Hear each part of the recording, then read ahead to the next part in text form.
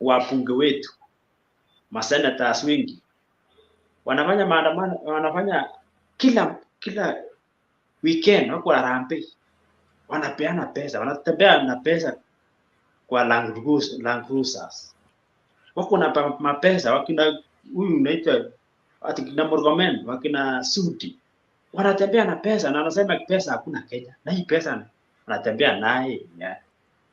Unajua vile saa hii Sudi anafanya harambee, anashinda ile siku ya Ruto.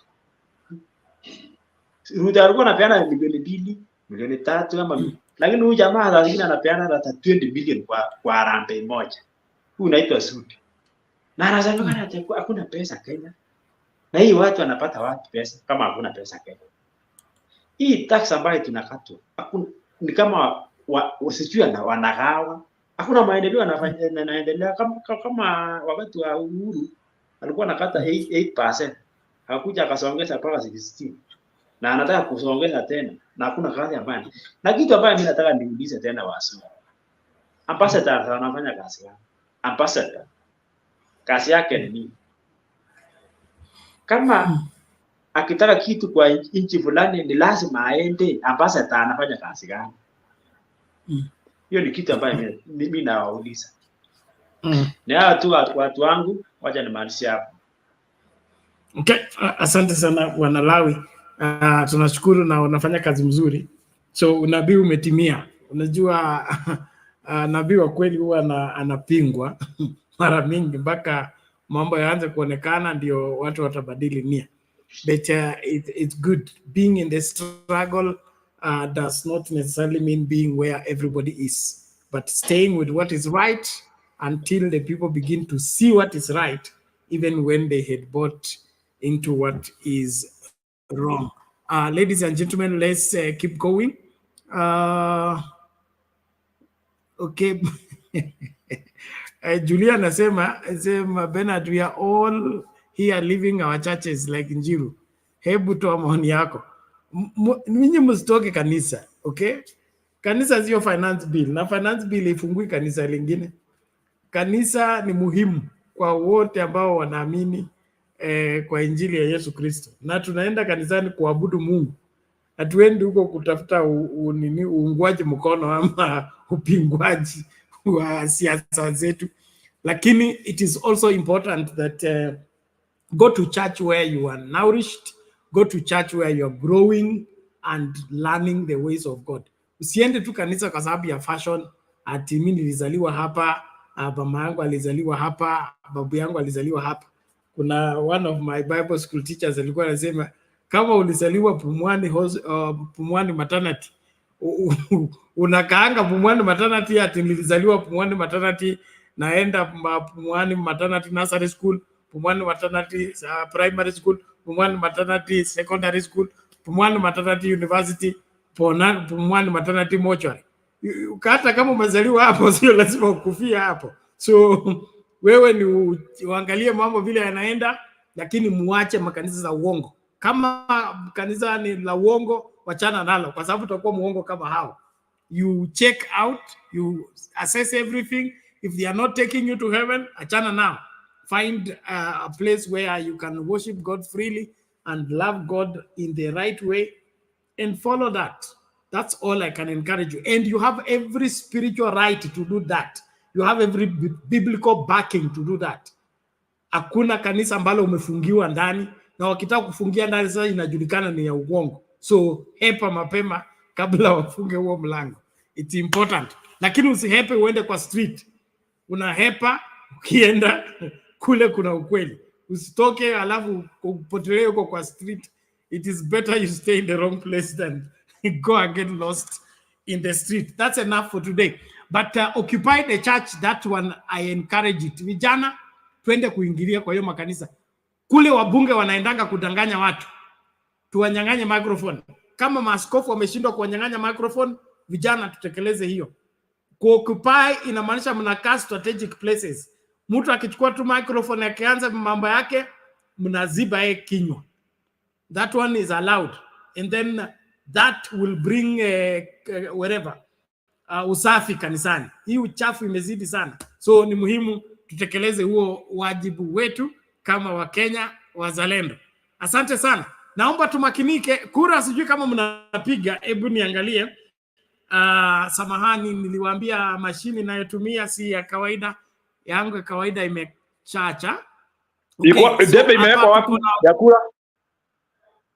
Ngoja kwanza, debe ya kura iko kwa main channel, Sound Candy Talk main channel. The other one I don't have access to, is on the other machine.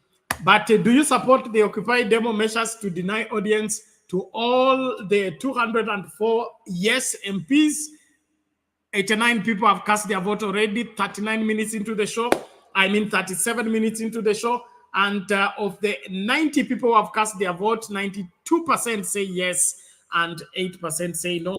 The likes on the video are not encouraging. Please make sure you like the video as you cast your vote. Thank you so much for being part and parcel of the great conversation.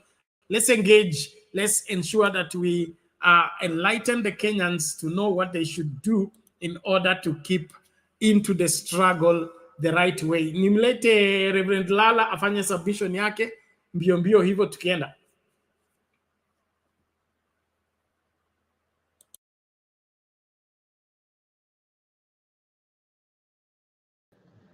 Okay, can you hear me?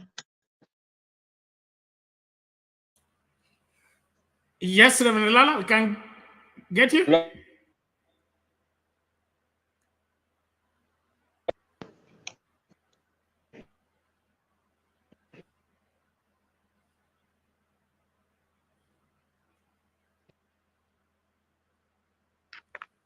He, Bwana Lala umenaswa nini? Mitambo imekataa? Nasikia unasikia ndio. Bernard. Yes, nakupata, endelea.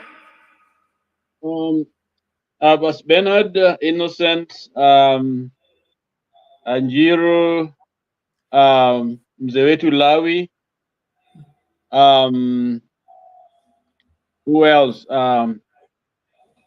Kenya News Network. I think that's the name I think you want me to use. And Yes, the Guru and all of you in the background. I think Jiru mentioned something about the church, and I agree with him to an extent. I think we have to be very careful when we're dealing with the church. Our voices must be heard, and picketing around the church, I think is perfectly fine. But going to the pulpit, I think let's stay away from that, okay? But let me just share a little bit from the Old Testament, the book of Isaiah. Isaiah, most of us know that name. Some of us are called Isaiah because he was one of the called major prophets. Isaiah was called to be a prophet. But if you read the book of Isaiah, from chapter 1 to chapter 6, 6 chapters, Isaiah had no knowledge of who God is. In other words, he knew about him, but he had never met him face to face. And when somebody called themselves a prophet, they must have had an encounter with the divine. Something fundamentally had taken place in their lives, and they felt that call to be able to preach. So here's a prophet who had never really known God. And then the Bible tells us that in chapter 6 is where God revealed himself to him. But it only happened after his cousin, who is called King Uzziah, died. In other words, this man, Isaiah, was born in a privileged, perhaps, family. And so every morning he was having breakfast in the state house, in the palace, with his cousin, who is the king. And so he was having a title called a prophet, but he was not hearing from God. But the Bible says when King Uzziah died, I saw the Lord. In other words, when a crisis came, now he had to look for God for himself. Okay? And that's when God revealed himself to him. And that is a message bearing on us. The church has been in bed with Zacchaeus. Okay? And Zacchaeus is supposed to be mtu wa Mungu, a prophet of God. And so the church is eating pajeros and all this, ndugu wetu Lawi amesema, yani arambe zilikuwa zinafanyiwa huko kanisani, walikuwa napewa vitu na huyu anakuwa anaonekana kama mtu wa Mungu. Sasa kanisa alikuwa na haja kusikia sauti ya Bwana. Naona. So it took King Uzziah to die for the prophet to meet God. So we may be having prophets, pastors, and preachers in churches who don't know who God is. So all we are doing is motivational speakers out there, false prophecies, and that's why they're contradicting themselves. No God in them, lies, and they're still there. And so I think it's a time for the church to come out and decide where they're going to stand. Are they going to stand with the people? And thank God for the millennial, because here they are coming with nothing but the truth. Hallelujah. Let me call hallelujah. And that's what they're doing. And so it is important for us to understand what God is doing in the moment. Because it's easy for us to start, God is not in it, but I see God in what is going on at the moment. And that is, there have been a lot of blind prophets out there going around. They need to see God. And it is upon all of us to ask those questions and ask them, where is the truth? Are you standing with us or you are not with us? Show us the truth. Come, let us reason together. And so to answer you, Jiro, it's okay to fight for that space. But let's also be very, very careful we don't go and overdo things to the point where we desecrate God's temple, when actually God is the one leading us to a place where these guys will have to face their sins, what they have done, abandon the ship, and decide which direction they want to go. So I think let's look at it as a moment of reckoning. And right now, the prophetic message is a message that bears truth. And the truth is Zacchaeus must go. That is the prophetic message of the moment. Thank you, Alice. Okay, thank you, Reverend Lala. We appreciate that biblical analogy and the mess up in the church where the money clouded the people. As I think it's still Isaiah who says, "Who is deaf but my servant? Who is blind but my servant?" So there is how money can blind people from hearing what God wants, and they begin to hear what people want. It's important that we remain on the right side of history every time, and that is where the people are. Let me just play this clip, and then we can bring in Mr. Jakes to add on what is happening here. One clip. This is what's going down with Kenyans.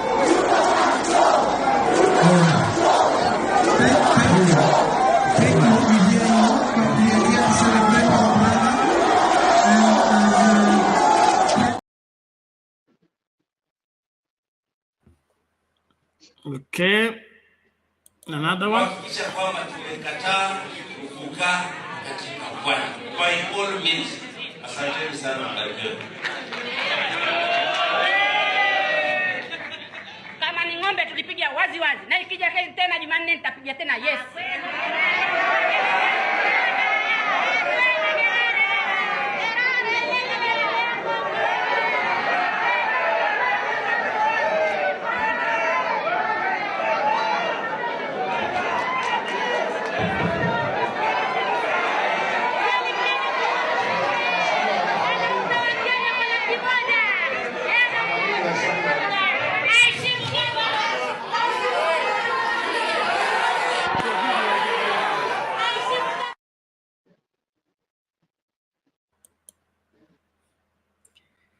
Yeye anasema alipiga yes, tena ikikuja Jumanne atapiga yes.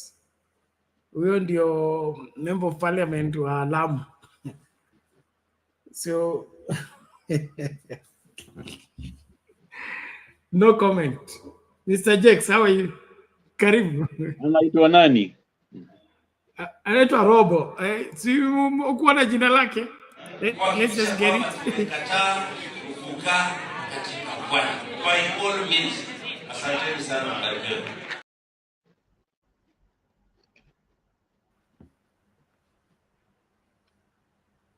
Bwana Jex, karibu. Good evening, ladies and gentlemen. I don't know if you can hear me. Can you hear me? Yes, you're in. All right. Go ahead. Thanks, Anna. It's always a pleasure to be part of you fine gentlemen. Today I don't see ladies, but I'm sure they're following quite closely up our comment section. Asante sana for tuning in and above all, being part of this great conversation we are having here in this nice channel here, Benadia Sound Candid Talk. Asante sana. Now, ladies and gentlemen, let me first begin by saying I mourn the life of a young man known as Lex Masai. I think it was so unfortunate, together with those who were maimed and injured during the protests. It was uncalled for. These guys, it's even ashaming that the best thing they were doing is singing the national anthem, shouting and saying they were peaceful, only for the police to do the contrary of what they were saying. So the egg is on the police. I am sure justice for Lex will be found. And the best thing about this that I think I said last time is it has no one leading it. All right. This is not any affiliation. It's not about Azimio. It's not about Kenya Kwanza. This is they're calling themselves the millennials, the Gen Zs who are doing it, and they're doing it so well. One, they're well coordinated. Two, they know what they want. They are saying it to the faces of the leaders, to the faces of the police, bila fear. And that is the best thing I think that ever happened to this country, because for far too long, our parliament was held captive. For far too long, our politicians were just voting machines, just to appease the government, just to appease an individual at the expense of their voters and their constituents who placed them in those offices. So this is a very nice awakening. And I like what Njiru said, that even in churches, we need to see this thing coming out, because for far too long, our churches have been held captive. It's not the religion that Christ left. Christ fed the 5,000, but here is a religion where the 5,000 are feeding one person. Here's a religion where people diluted what was from God, and it's not now the word of God, but the word of men. And these men at times, they are not anointed, they are not called. The caller nowadays is questionable. The calling is interesting, because it's not the calling to serve man through Christ. It's a calling that it's to serve self by using Christ. And we have seen them enriching themselves. We have seen them entertaining these politicians. Mimi nimeenda ibada tu roho safi, nimeenda sikujua utaalika a politician, so I'm already a free audience, and then you take that gathering for granted, and you give them the altar, you give them the pulpit, and these guys have desecrated the pulpit, they have desecrated the house of worship. And I heard someone say, we stopped going to church, but we did not stop serving God. We did not leave God. We only left churches, because the churches that we have nowadays, they left the true worship of God. And so somehow, I kind of agree with Njiru. When they are given the opportunity to speak to us tomorrow in the service, they should be told to their faces, we reject you. All right, we reject you, we reject what you did to us, and we reject anything you are about to say. I don't know if you have seen what happened to KJ. Alifanyiwa ile kitu. Wakenya siku hizi wanasalamiana vizuri, they are not mixing their words, they are doing it hapo hapo.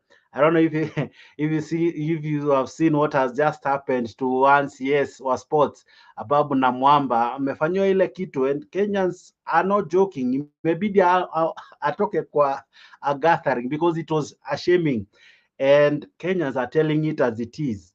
Now, the danger about all this is, number one, I tend to think if it is not controlled early, there are words that someone has just said right now. If Ruto pen to paper what was passed in parliament the other day, probably what might befall this country cannot be stopped.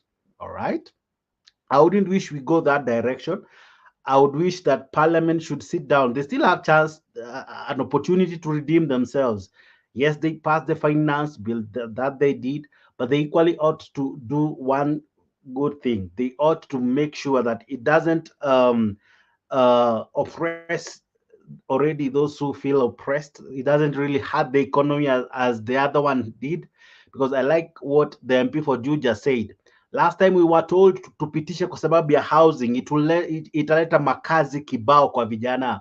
Now, vijana, they were not employed. These houses ni kama hata, it was just a kaploy, just like Hustler Fund and all. Ilikuwa tu ni kuhoodwink, alafu ikishapita, the best thing tumeona ni kufly left, right and center. Imekuwa ni prezo wa majet, okay? Imekuwa ni prezo wa masafari. I think we elected a tourist for a president.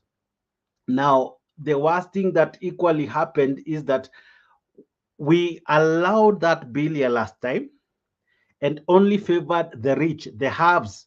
Now, this is the time that the have-nots are speaking. It's the time that the have-nots are raising and amplifying their voices by saying, we reject this finance bill. In other words, they're saying, we reject any attempts to burden us again. And if their call is not heard, I don't know what will happen. Number two, the interesting bit about all this is that now we are aware we don't need our MPs. We can speak for ourselves. Now we are aware that our voices can be heard. It's because of this social media and all this platform that Mwananchi's voice has been heard. They had to change what they had presented earlier. They had to amend it. Otherwise, ilikuwa kiturambe vibaya. But Mwananchi naye, he realized that he has the power at the palm of his hands. Through the phones, through the laptops, through the internet, they have done us proud. And okay, there is some amendments, but someone said the details, therein lies the devil. We want to have that document well perused. We want to hear everything therein. Anything that goes against, all right, what Mwananchi feels this one is a burden, that one needs to be dealt with. I even ask if this enthusiasm and tenacity can be now channeled to other energies, like saying, we also want to fight anyone who is corrupt, all right? If you have stolen public funds, it must come back. You cannot come to us, dish us money that you have stolen from us. Unaiba mingi, utupe kidogo, right? You find one like Oscar Sudi the other day, he was trending by dishing 20 million to a church. Now, the interesting part about sometimes back in unafeel nakasirika, they have budgeted 50 million for each constituency ya kuweka stima. But one MP in one service can give 20 million, almost close to half of what has been allocated in budget for electrification. So it's even baffling that unatuambia unatupea stima, lakini wakati mmoja unaenda unatuibia yote, unakuja unapeana kidogo tu kufunika the congregants. And that's why the churches, as I've said, I agree with Njiru, tomorrow they should be told, we don't want your harambes that they come to give us our money. Because it's interesting that some of these politicians in the previous regime, they were not driving the cars they are driving. They were not flying as often as they are flying right now. They were not wearing expensive clothes, expensive watches, expensive shoes, expensive belt. Mtu amekufungia mshipi worth a piece of land somewhere. Yet they are telling you, you need to live within your means, and you need to tighten your belt. So which belt are we tightening, ladies and gentlemen? And that's why we ought to really totally reject it. And if the chairs are with us, in any case, they ought to understand that Mwananchi right now is awoke. And this is a regime that probably it might not all end well with them. One time, I think I asked, I don't know if it was in this show, that how can one human being have all kind of nukes? Huyu ni president amekuwa na nukes za kila kitu, kutoka mafuriko to kiangazi, name them. As much as walisema ni maombi, I think kuna mahali sasa we need to ask ourselves, was this really from God? Maybe Bernard should help us. Because how can one man be attracted by so much calamity, one after the other? Like, it's like he's destined for doom. He prided himself to be so good, but honestly, there's nothing good that has come out from him. This is a man who has changed almost all the policies, from HELB to NHIF to every other thing, including NSSF and any other thing that he found, he has changed. And nothing he has changed and touched has succeeded. His hands has not generated any type of blessings. Kenyans are hurting. Kenyans are complaining. Kenyans are asking themselves, man, these hands, I think they were doomed from the word go. And probably it's time we say enough is enough. We want our country back. There is no way you can only appoint hooliganism. You can only appoint looters and thieves and criminals, murderers, people who only benefit themselves. There's no way you can only lead a country where you appoint your tribesmen and then you come out and say, oh, we don't want tribalism. Like, I don't know if it's my mind that is having a challenge, but you cannot appoint 60% of your tribe and then say you are a person that is fighting tribalism. Are we mad? Sorry, I might be asking difficult questions, but how can a president say he is fighting tribalism? How can a president stand and say he's fighting corruption? How can he even believe our justice system when cases are just dropping? Oscar Sudi now is qualified to be even a governor. He has all the documents that he needs. I saw Obado's case is almost inapotelea. Sharon's mother might go scot-free like that. And those who have not been awarded are the ones today complaining, like I had Waititu complaining, because hajapewa kakitu, but angekuwa amepewa hangekuwa na complain, because I heard him say that mimi nilijitolea kumkampenia, hajanikumbuka bado, and that's why it was wrong for us to elect him. So in any case, kama angepewa kakiti, kama angepewa ka CAS, kama whatever angepewa, hangekuwa na bonga hivyo anabonga leo. So Kenyans, we ought to equally cherry pick what they are saying. They are telling us that uchumi may improve. Uchumi may improve, Katai, as per them. What major development is happening? What road is being constructed? What are they doing? What can they be? You know, if you go to any government in their first term, they come with this one campaign strategy and say, kazi iendelee. What will Ruto tell you? What kazi will he come and say, hii ndio kazi nimekuwa nikifanya na waomba next term ili iendelee? Which kazi?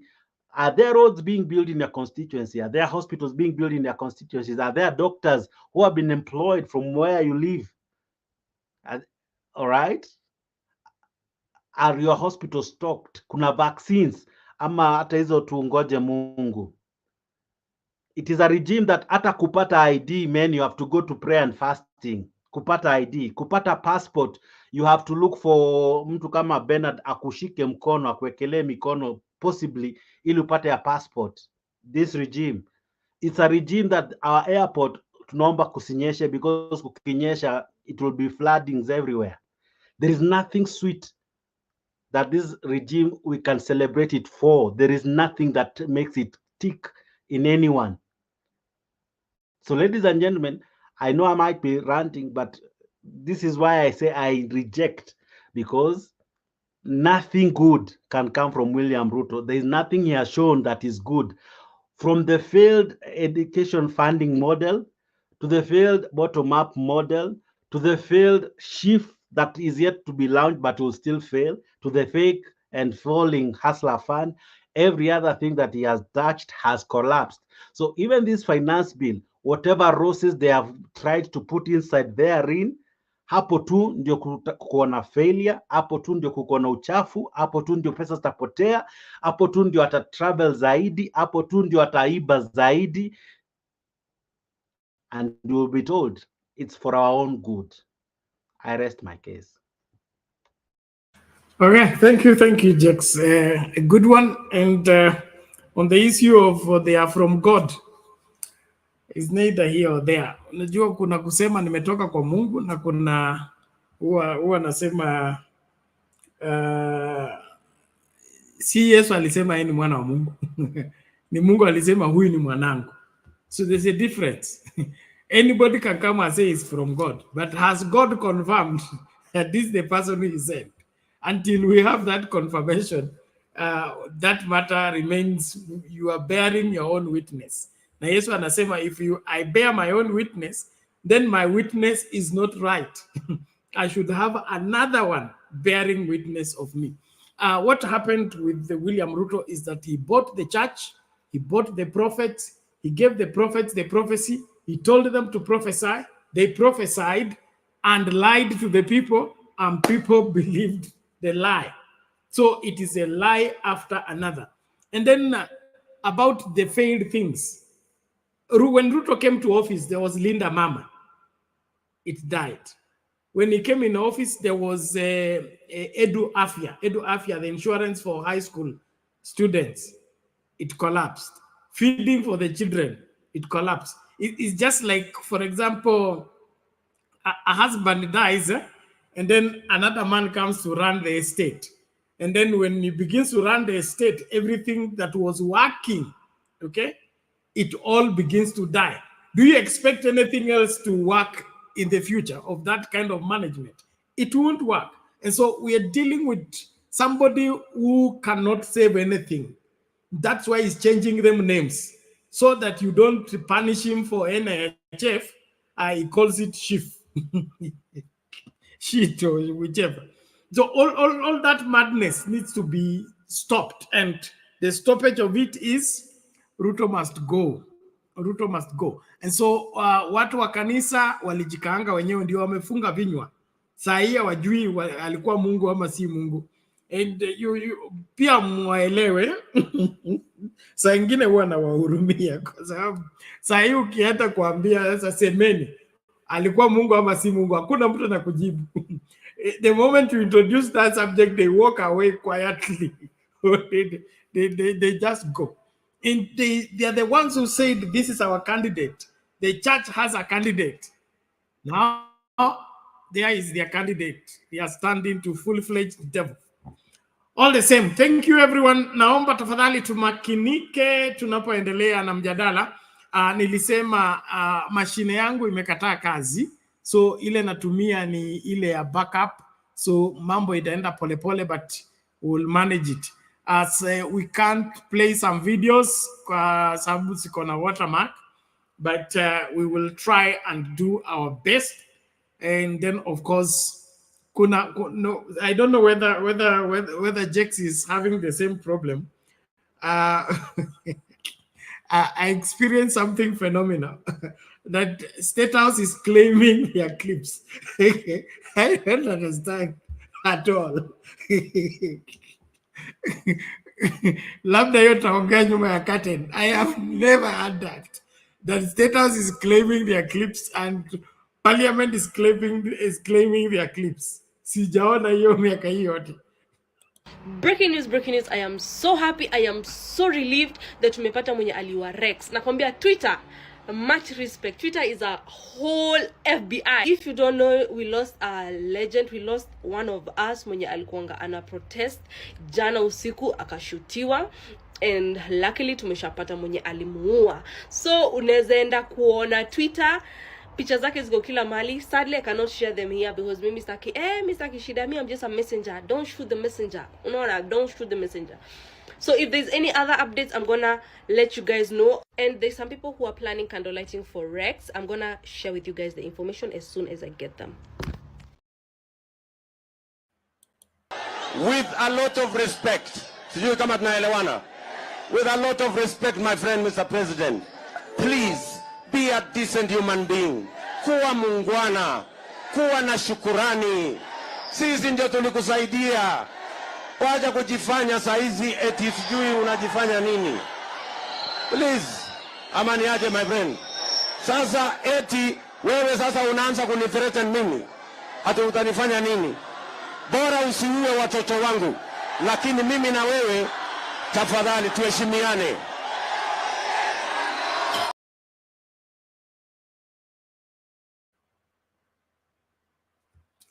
Mr. Guru, karibu.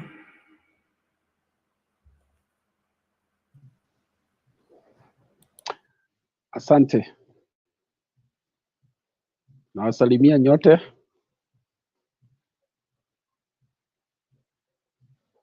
Dawi.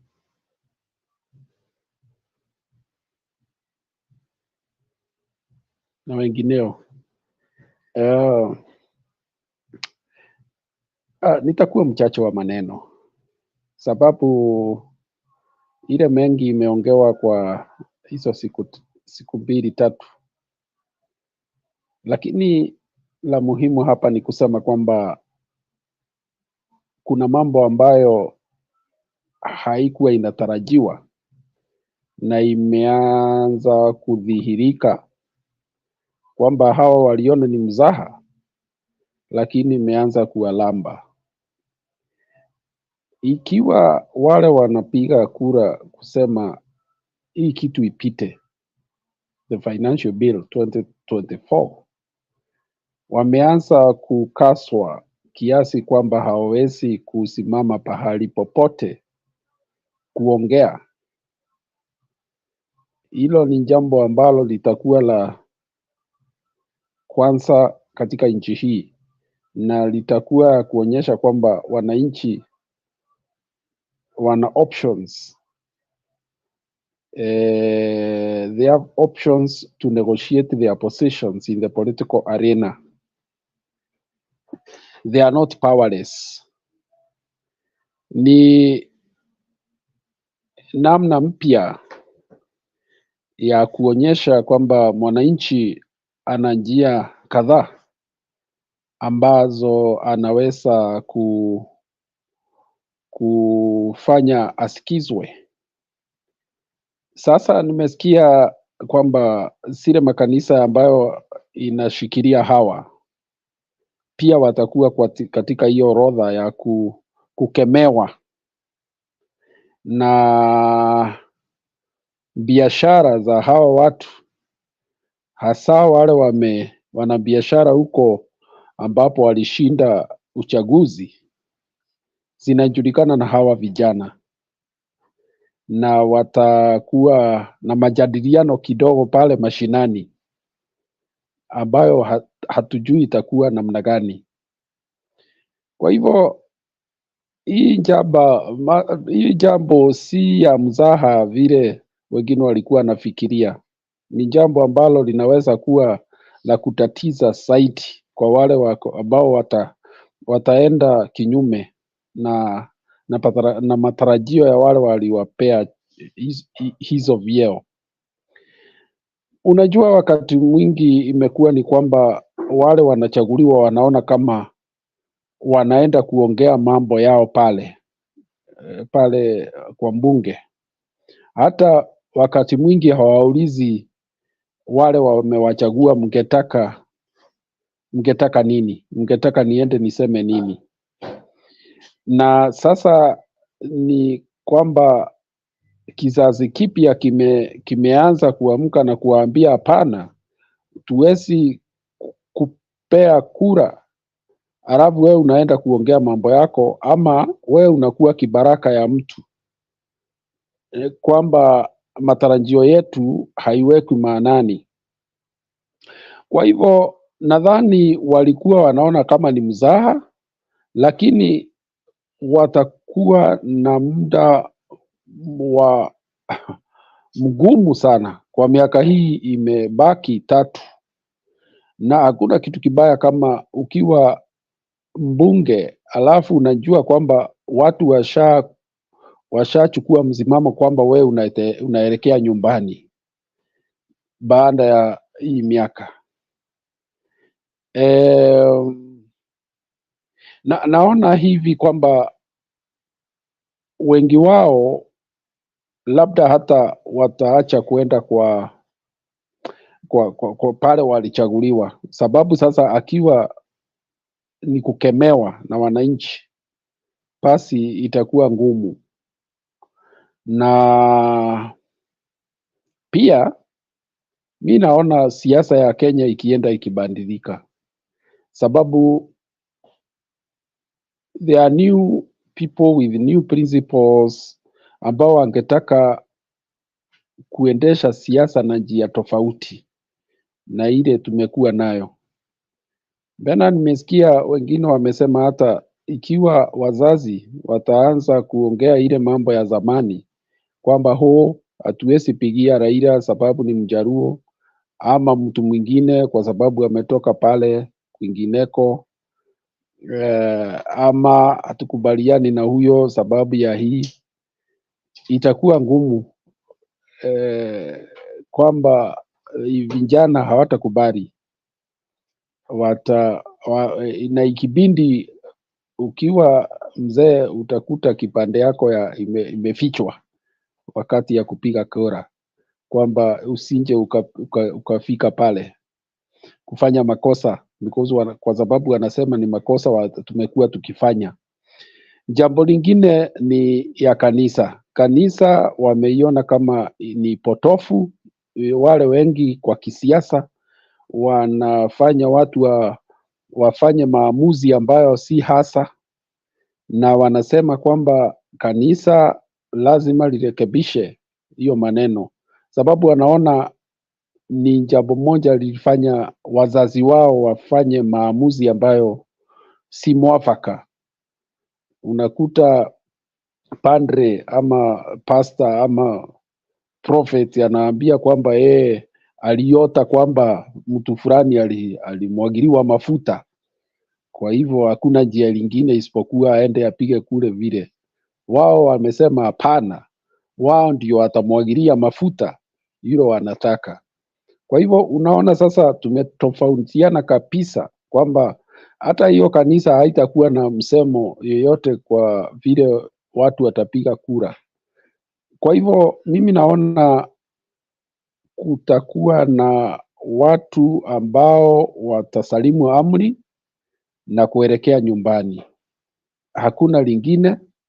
Na kwa sababu wamechukulia kama ni mzaha hawa vijana vile wanaongea, nadhani ile pia nimesikia ni kwamba kutakuwa na msisimko mpya wa kuchukua kura wakati hiyo ikifika, na sijui kama ile michezo ya zamani itatumika ya serikali ikijua kwamba hawa wakichukua hawatakuwa wapiga kura wetu. Unajua sasa waliweka hata ile pesa kwamba lazima uende na sijui pesa 300 na mambo kama hayo.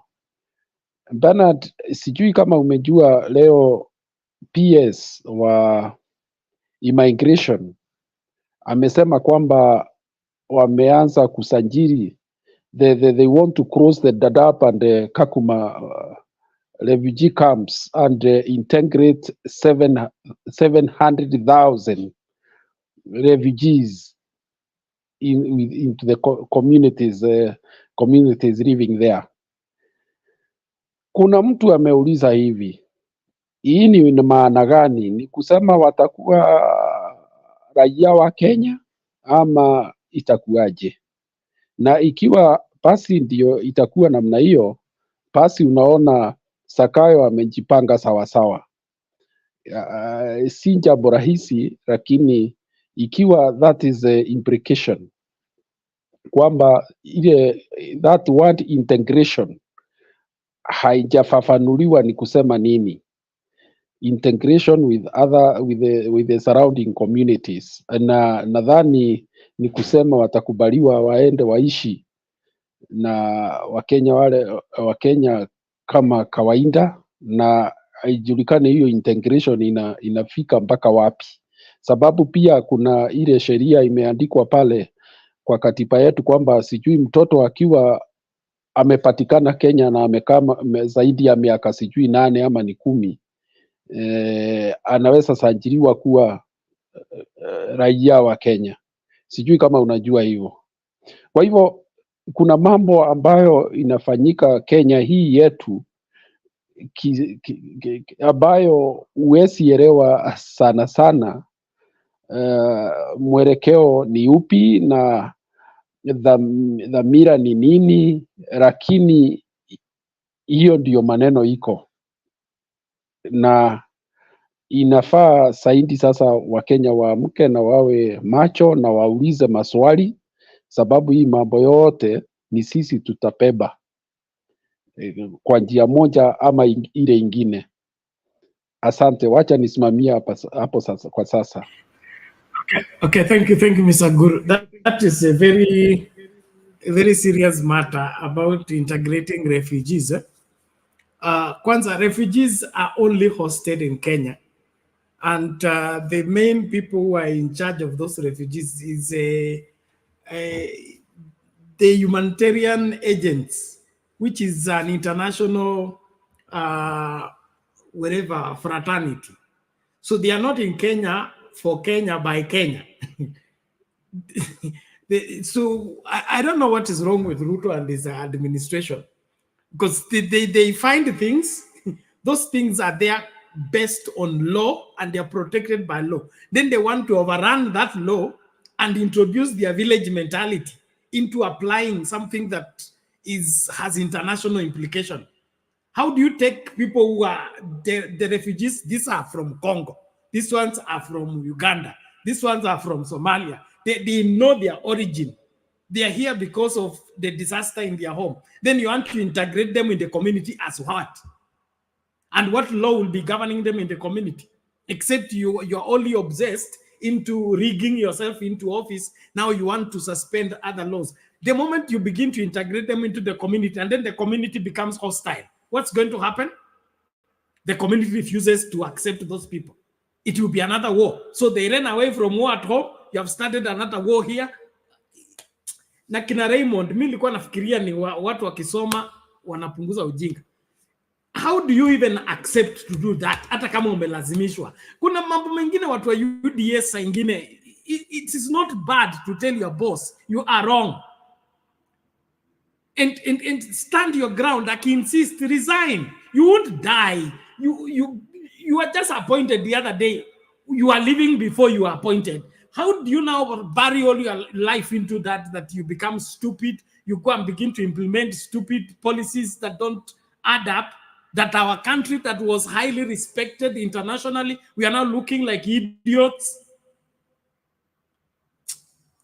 Whatever happened to this country that William Ruto was sworn into office? Hey, may that Bernard, never happen again. Yes, kabla hujatoka hapo, sijui unakumbuka kwa wakati kulikuwa kumesemekana zifungwe na hao watu warudi makwao. Kukawa na a kind of an international uproar, na mashirika ya kutoka Amerikani na wengineo Europe wakapiga makelele sana, sijui USAID sijui gani, ikawa kwamba haitafanyika vile. Inaweza kuwa labda serikali kupitia kwa Ruto wamesinikizwa kwamba hiyo ni mambo ingine ambayo labda tumesinikiziwa kinyuma in the back room kutekeleza, kwa sababu mimi sijaelewa kwa nini hii imetokea wakati huu na haraka namna hii, isipokuwa kwamba labda kuna maongeleo ambayo imefanywa in the back room, labda tukasinikizwa kufanya hivyo, sijui. No, not exactly. What I read there is just the usual limited understanding of William Ruto and his corrupt schemes. Remember, he's losing Mount Kenya. He's looking for the replacement of Mount Kenya. He cannot bank on Western. Sisi ni democratic. Hatuwezi weka kwa kikapu kimoja tupigie kura Ruto. So I understand that he has an underhand memorandum of understanding with the Somali community that if the mountain walks away, the Somali community will come in forcefully and rescue him. And that is why, look the way the docket of security is headed by who? DPP, and all that, DCI,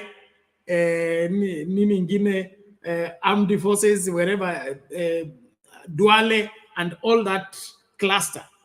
It's all a negotiated deal that this is a backup for 2027.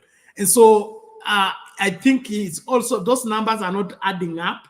Remember the Oparanya census that were marked with the corruption, that the Somalis gave a number that men were more than women. And the Somalis have got 1, 2, 3, 4, 5 wives each. So how did men become more than women when the census were done? So their numbers are not adding up. So they may have resorted into this integrating the refugees so that they add up to those numbers. And then that is going against the international what is it called, charter about refugees. And so it must be a local thing. If it is international, it will create the same uproar it did when he was remember, he was the champion. Kila mtu afunge aende, kila mtu afungashe mwe, tunafunga hiyo camp, tunatengeneza ukuta during that time of first term of Uhuru Kenyatta. And so he now turns around, he wants to make them Kenyans. Yes, Jex, unasema? Yeah, I wanted to say what you have just said, because from where I sit, I tend to think this man is really working very hard, that whatever either didn't succeed in terms of policy and all during Uhuru's time, he's really working hard to see it go through. Uhuru tried Huduma number, he came with Maisha number. Uhuru tried to close the dab. This is a story that had begun, and he was very vocal. He was supporting it. They were even given some, I don't know if it were days, and Matiang'i was saying that camp needs to be closed. He was equally supporting it. Now the story is also coming out. So from where I sit, I think he's just bringing out all those things we have ever had before, all right? Including what I said the other day, the logging policy, the GMO that Kibaki stopped, all those things, he's bringing them back. To benefit who? I don't know. To prove what point? I'm yet to understand. Because I'm sure when a ban was created, when a law was created that stops something, it had a reason. He's one man who has even walichange ile law ya ceiling, debt ceiling, walichange. Sasa siku hizi you can borrow as per your GDP and all.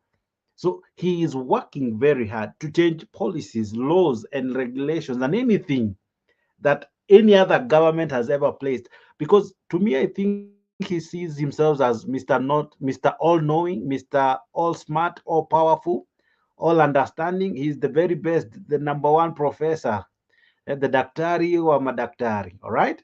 So he's working very hard to prove that point. Now, at times I ask myself, and I think you have also asked, don't we have people who can tell him, Mr. President, here you are wrong? Do we have people who can tell them this policy won't work? Or he only listens to himself? He's his own advisor. That's why he speaks for all ministries, unlike Uhuru and other presidents who would see the CSS coming out and giving directives from there. Now we have CSS that I don't know even if they report to office, because whether they report or don't, no one will notice. Huyu CS Munyaleko wa mining, huyu former governor wa Kilifi, hata I don't know if he's still there, but anapokea mshahara. Penina Malonza and the likes, people who were very vocal, hata kama we never supported what they were saying, akina Aisha Juma, nowadays we don't even know if they still have voices. We don't see them shouted anymore. down. So what happened? Okay, thank you. Let's make progress. There is something very wrong with the Ruto cabinet. Not that it's not even that he has incompetent people. He is the incompetent head, okay? And is infecting everybody with incompetency by interfering with all manner of operation. Because a matter like closing Kakuma or any of the refugee camp must come from parliament. It does not come from State House. Okay? Yeah. A State House can only discuss that in cabinet, then take it to parliament, then parliament has to pass that. And then they are bound by international laws, okay? And refugees are in this country under the international law. They are protected under the international law. So you can't make an individual one-sided decision about them and get away with it. Correct. And so whatever corruption is planning to with those refugees, it will still backfire in his face. Because, I mean, I've never seen such a person in all my life. Let me give another perspective here. You know, internationally, there have been this issue of refugees going to Europe, coming to the US. And you know, they are trying to restrict the movement of refugees. So what method are they using? They are targeting people like Ruto. That's why they are there, so that they can keep these refugees to be able to get some money, okay, to stop them from going out. Because the idea is that our resources, minerals, and all these wonderful things we have that the world does not have gets out, but our people don't leave. They stay here because they are not needed in Europe. Racism. So even as we look at it as corruption, which is what it really is, but it's another way that Ruto is using to attract funding, okay, for his, you know, his ways, you know, that we know are basically anti-development. It's about his people and his friends, about themselves. That corruption, you know, is fed that way by this money from outside. So it's not just looking for money from within, but also looking for another money for their own interest. And the last comment I want to make is, I think Mr. Lawi stated it here. You see, Ruto has come up with all these ideas, but as Benazir stated, there is nothing to show for those projects or program, whatever it is. It's always nothing. And we all know that when you change a name of a business, I went to a school called Ashland University. Okay, Ashland College that time, it was started almost in the 1800s. And then it changed the name from Ashland College to Ashland University. That change alone was worth millions of US dollars. Just a change, to change new, you know, offices. You have to print new headlines. I mean, everything, logos and everything else is a lot of money. So when this man is doing all these changes, that's another form of corruption, because it's about stealing and looting this organization. Because with all the money that we have borrowed, plus what we have, and we have got nothing to show for, where is the money going? So this is a cabal of evil people that don't care about us. And so the refugee issue, mimi najua ni namna ya kufanya nini kuattract pesa kutoka huko nje, and it is not right. Asante. Okay, thank you. Bwana Njiru, nimeona mkono yako na hata naona ukipigwa debe huko kwa comments, lakini ngoja kidogo, nataka uone hii dawa ilikuwa nzuri sana. I don't know whether Kenyans are overthinking or overdoing. Joe nimekuona, subiri kidogo. But let's look at this first. Mr. Speaker. And the lie persists, Mr. Speaker, because even some of the photos that we were seeing out of the streets, I can tell you as a graphic editor that they do not belong to this country. Photos were being taken off the internet and being edited and posed as Generation Z. I am a photo expert, Mr. Speaker, and I can point out to you photos that were edited to look like they were in the... Nonsense.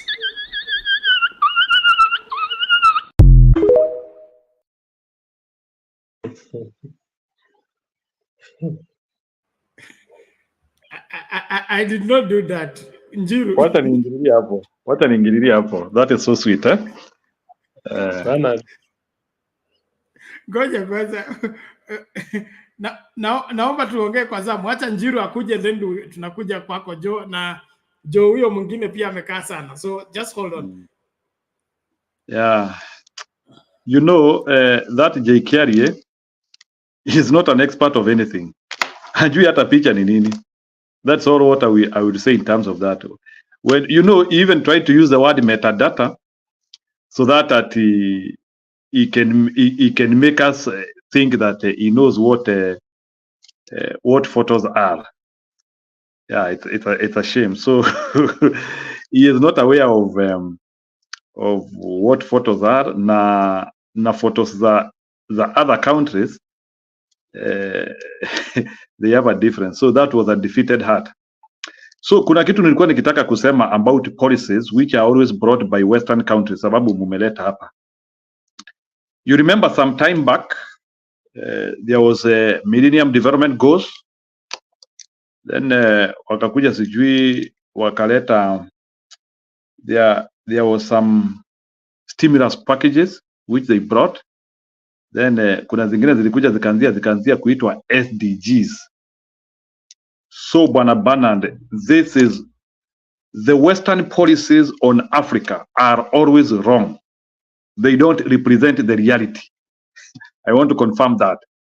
So if you want to follow the Western countries on African policy, you are on top of a cliff, uanguke hapo chini. Their policies are always anti what people are pushing for, all what is supposed to be done in Africa. Yeah, because like, for example, you would wonder why the Western countries are so much on social issues, while the most important issue of the decade and of the century in Africa today is development and infrastructure. So that is where, to me, any leader who is not able to explain to the Westerners what Africans need is not a leader who you deserve. And Westerners have no capacity to give us any policy because they don't understand who we are and they don't understand our issues and our problems. Because all the time when you listen to the Western people on policies, they give us social issues. FGM, CGE. I'm not saying that those things should not be talked about. Fighting of FGM, those are things which we can do as a country. We don't need an international agency to come and tell us about FGM. We don't need an international agency to come and tell us about wife husbandry. So there are so many social issues which Western people try to work in Africa, and they are not representing the true need of what people want. And then you realize that as they are pushing for those social issues, they leave other groups around. Some of the issues they push, men are not even there. Like from there of late, if you try to understand, much of the destruction of the society, it is because even like this unequal agenda, because I call it an equal agenda, because I don't support them. I don't support a policy in the name of girl child. I don't support a policy in the name of boy child. That is an inequality agenda. And I don't know why Africans have always fallen into the lies of those social agenda. I wish when we are interacting with these Europeans, we can talk in terms of development and other issues which make sense. Because when somebody is telling you, let's talk about the boy child, he is telling you, let's hook the girl child. Let's talk about the girl child. He is telling you, let's hook the boy child. So you have that in an equal platform, which is not playing in the ecosystem. And in reality, you have to grow all childs equally. That is why it reaches a level whereby you create all those inequalities. Until now, the boy and the girl in the system cannot fit each other because there has been an agenda which has been accelerated on one side. So to me, I don't support some of those social issues which these people push. The agenda should be clear, development. And that is why you even see part of those social agenda they want to push, they even now try to push to us the LGBT thing, which again is not a necessity in Africa. It's an AOB. Now an AOB becomes point number one. And that is where to some extent, they lose Africans on the way. Because sisi tunataka mukate. When we are demonstrating, I even saw another person, I don't know, kuna mtu alikuwa anasema kiongozi, at those demonstrators, at ni watu wa TikTok, na watu sijui. Let me tell you, in Kenya, we have no problem of pushing social agenda. So there's no socialism or socialization which people are trying to push in Kenya. What people are trying to push is their day-to-day life. What affects them? Food, jobs, employment, physical things. Africans are pushing for physical things, something you can touch na mkono. That is what we are pushing as Africans. Lakini vitu ya feelings, some of them zile ambazo tunataka kuletewa, sijui utaoa nani, utaolewa na nani. To us, those are very mega issues. We don't even concentrate about them. That's why even in Africa, we don't talk too much about those social issues, even with our kids and whoever, because we believe those are very tiny things which you can shape yourself, and through the proper life setup which we have placed you na tumekuongeresha, you will always be able to make your right judgment. But we cannot be talking about who you are going to marry. That's why now you are even seeing now, we even start now passing prejudice. We start now passing prejudice even to our kids. Usioe huyu, usioe hawa. No, we cannot tackle social issues. So now Lala anataka kucomment. Wacha Lala tu comment. Njero, I agree with you to an extent, but that's a double talk. We don't need East, we don't need West. This is an African agenda. Okay? I think if we stay with our issues, I think we'll do a better job. There are things we don't need from the West. There are things we don't need from the East. For example, Chinese. They are able to bribe here in Kenya. They come and bribe you. But if they do the same thing in China, they are killed. So why would they allow us to be the dumping ground? The West doing the same thing. So let us be very careful, how we phrase things, because I think you are telling us that all we need is development. No, we need more than, we need African understanding of that development in a way that fits our situation, not East or West.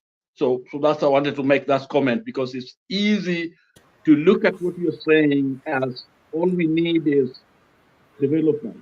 Yes, we need development, yes. But also we need certain fairness. China okay, please. Wacha nimalize point yangu. Nimemwachia kidogo tu. Hii pongi katikati yenu inasumbua. Ngoja kwanza. I'll give you a minute to conclude. But like I've said, we don't want to confuse our audience. Our audience must make sense of what we are saying.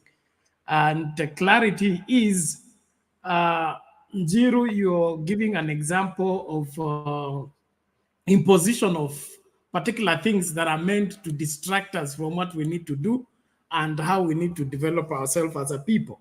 And I would want you to limit it to that Nini. We also we need to give time to Innocent. Innocent has been quiet for 2 hours.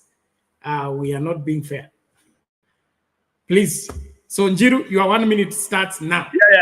Yeah. Okay, thank you. That's the reason why I was saying, and now those things even end up even in our finances bill. And those are some of the things actually which even start raising even our taxes unnecessary. And sometimes some of these partners who we say that we want to partner with, in other countries, they are not pushing the same thing. For your information, Bwanarara, and you can confirm this. America, the same country which want to do some of the social issues in Africa. America is the same country which has developed South Korea and Japan. But as it go and look at the amount of funding and financing and the issues. For the last 40 or 60 years, the bottlenecks which these countries introduce in Africa are not the bottlenecks which they put in South Korea or Japan. Otherwise, Japan and South Korea could be looking like us. Though they also have stringent leadership, which I agree, but at least the development policy in South Korea and Japan was simple. Hawa watu tuwasaidia kwa viwanda. It was that simple. Ikifika maneno ya socialism, hiyo watajipanga kivyao. Why can't these people who are saying they want to partner with us or they want to work because we are also capable of developing this thing, why is it that they don't want to focus on blend and butter? They want to focus on feelings. Who are marrying things, vitu kama hizo. Oh, thank you, Mr. Njiru. Let's do this, please. I beg. It's very simple. We are losing the conversation. Let me just say just one statement. Njiru, the same argument you are giving us here is what Ruto can use also for his own interest. What the West is looking for is raw materials. They don't care about us. The East don't care about us. They want to make money. We got to take care of ourselves. Thank you. Thank you. Njiru's point about buying and dragging us into feelings instead of our assets is one and the same ploy, okay? They went to Libya. Every house had water. Every person had a house. Everything was working. They say the only thing Libya doesn't have is democracy. And they want that democracy to come.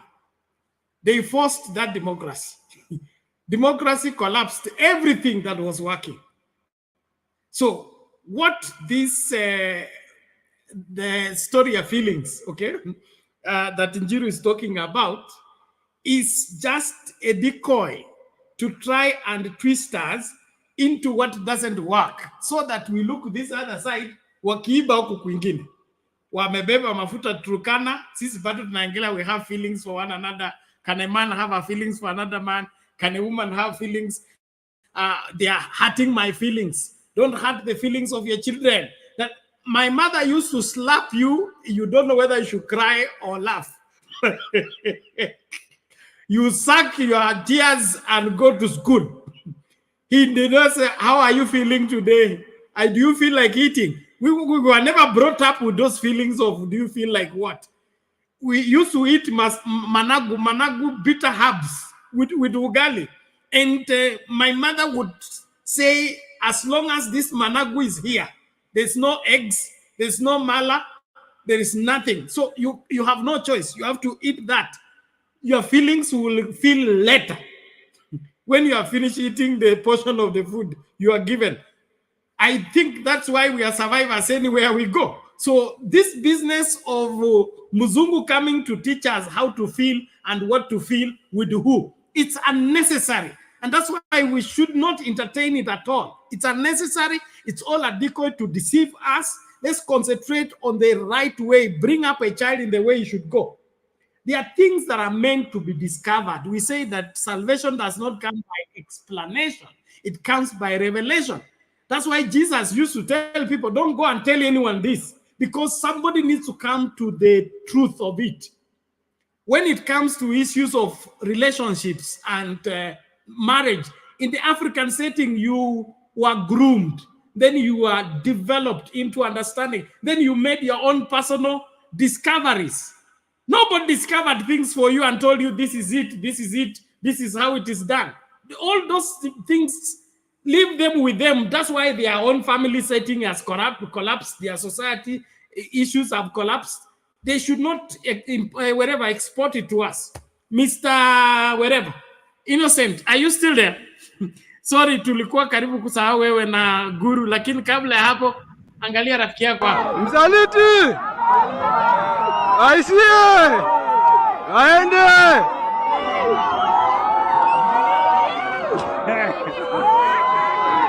Msaliti! Aisie!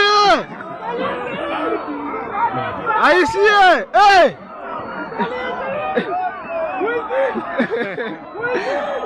Aende! Aende!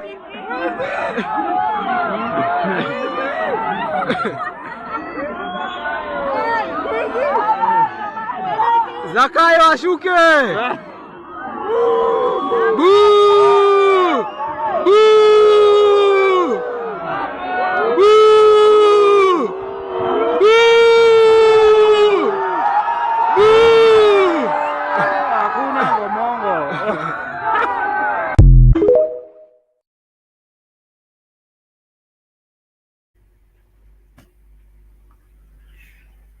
Yeah, Bernard. All right, that is how Kenya is, and ukiwasaliti hakuna kuwasamehe, hakuna kukusamehe. Innocent, take it. Yeah, Bernard, mmenisahau sana. Unajua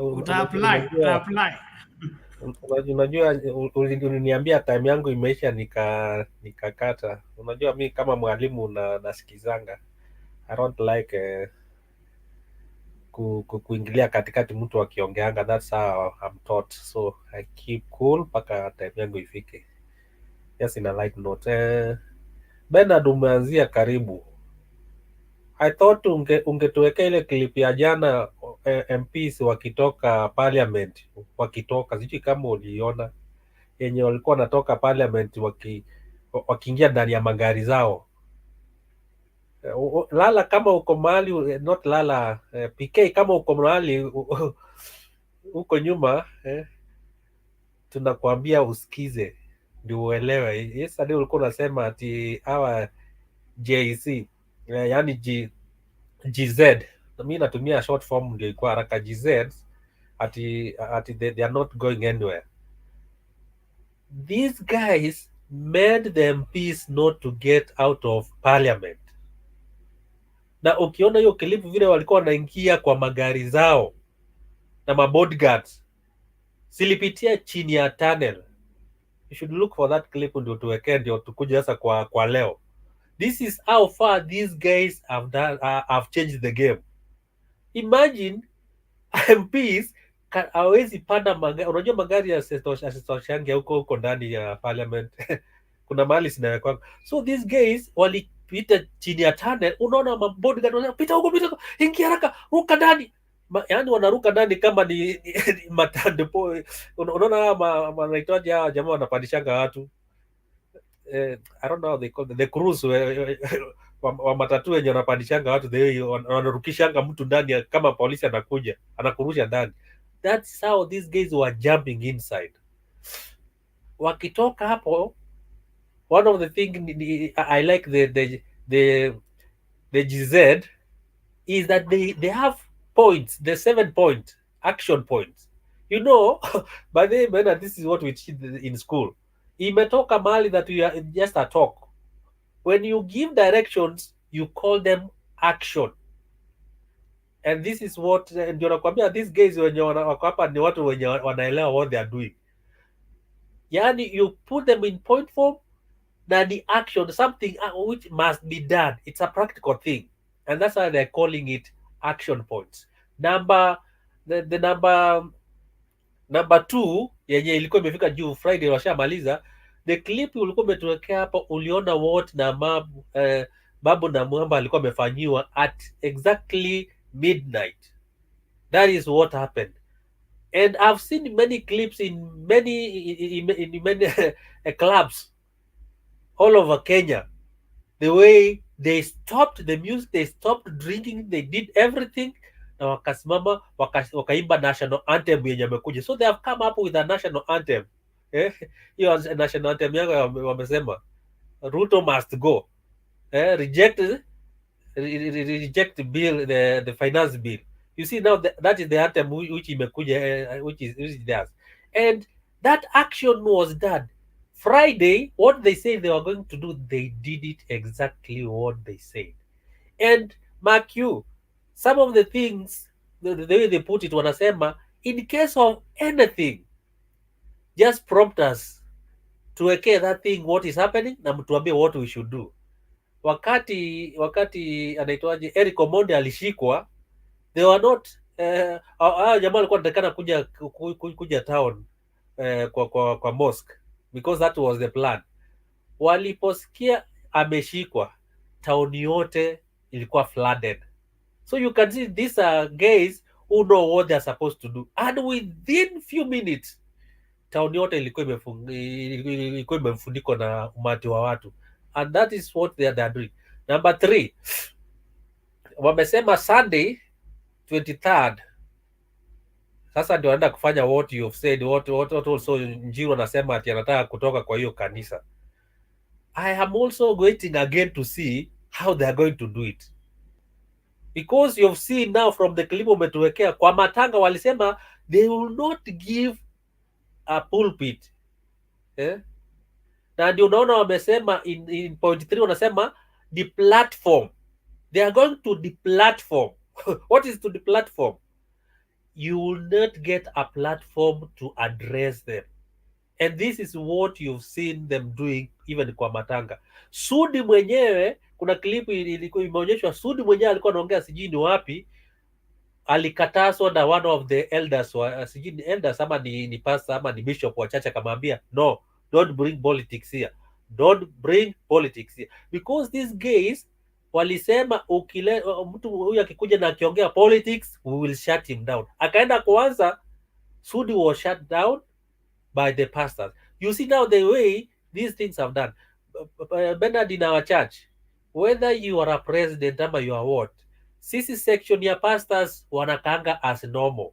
Ukikuja kuna ile inaitwa elders section, that is where even the president akikuja nawekwa huko, they don't change. But do you see most of the churches, president akikuja madini ndiye anawekwa huko ile kiti ya pastor, wanaweka pastor, you know those protocols tunasemanga.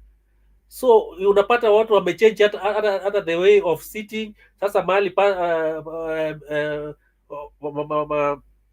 pastors wanakaa au wanakuja wanaweka, they should now start putting those things in place. Waseme like nimekwambia church yetu, they will not.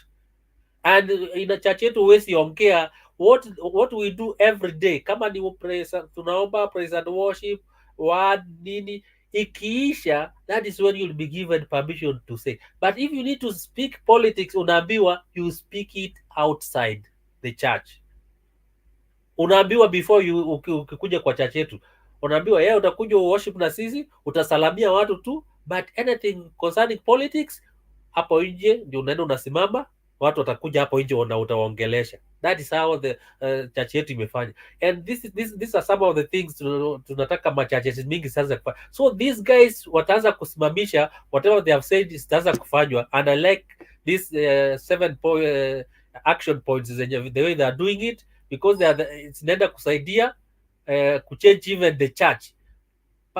Bernard, church itachangiwa. Let me tell you, church sitaoshwa, because the moment you start now, let me give an example of our church.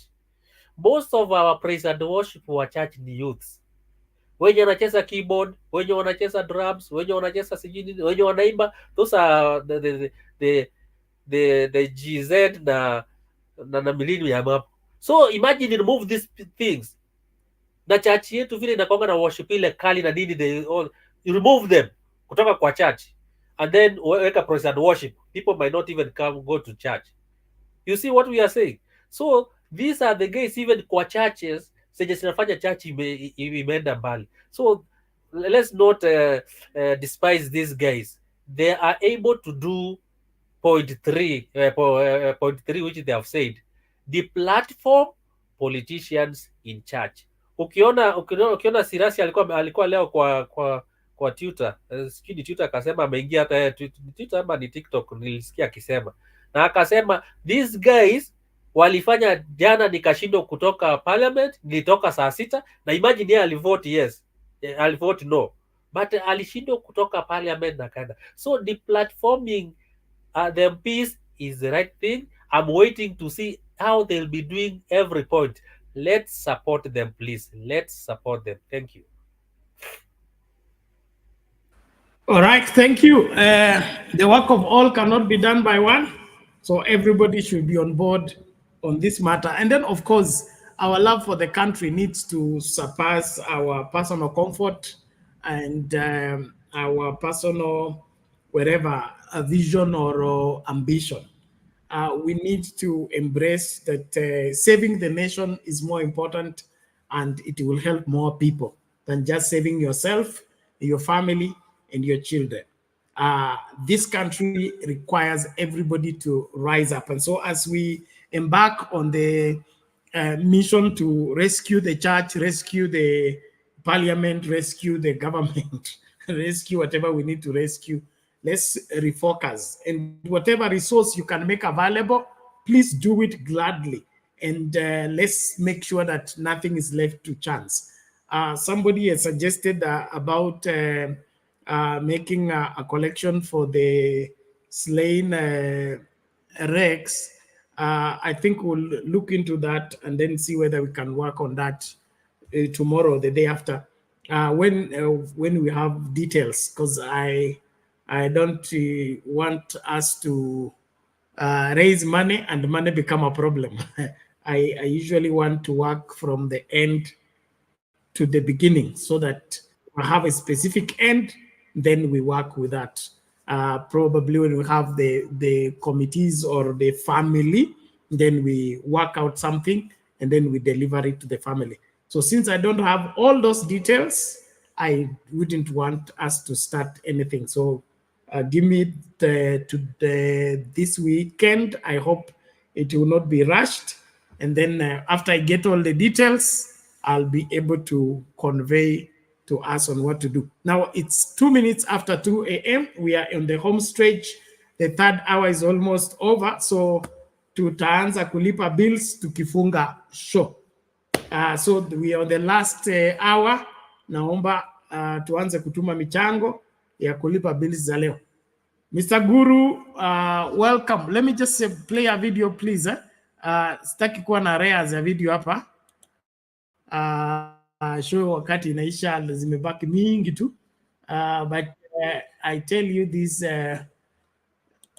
is a new day in this country. A new day all together. Wale ambao walifikiria watatumia uongo, itabidi waokoke. Mr. Guru, umetupa nje tena. Rudi, zamu ni yako. Where are we? 2 quick videos.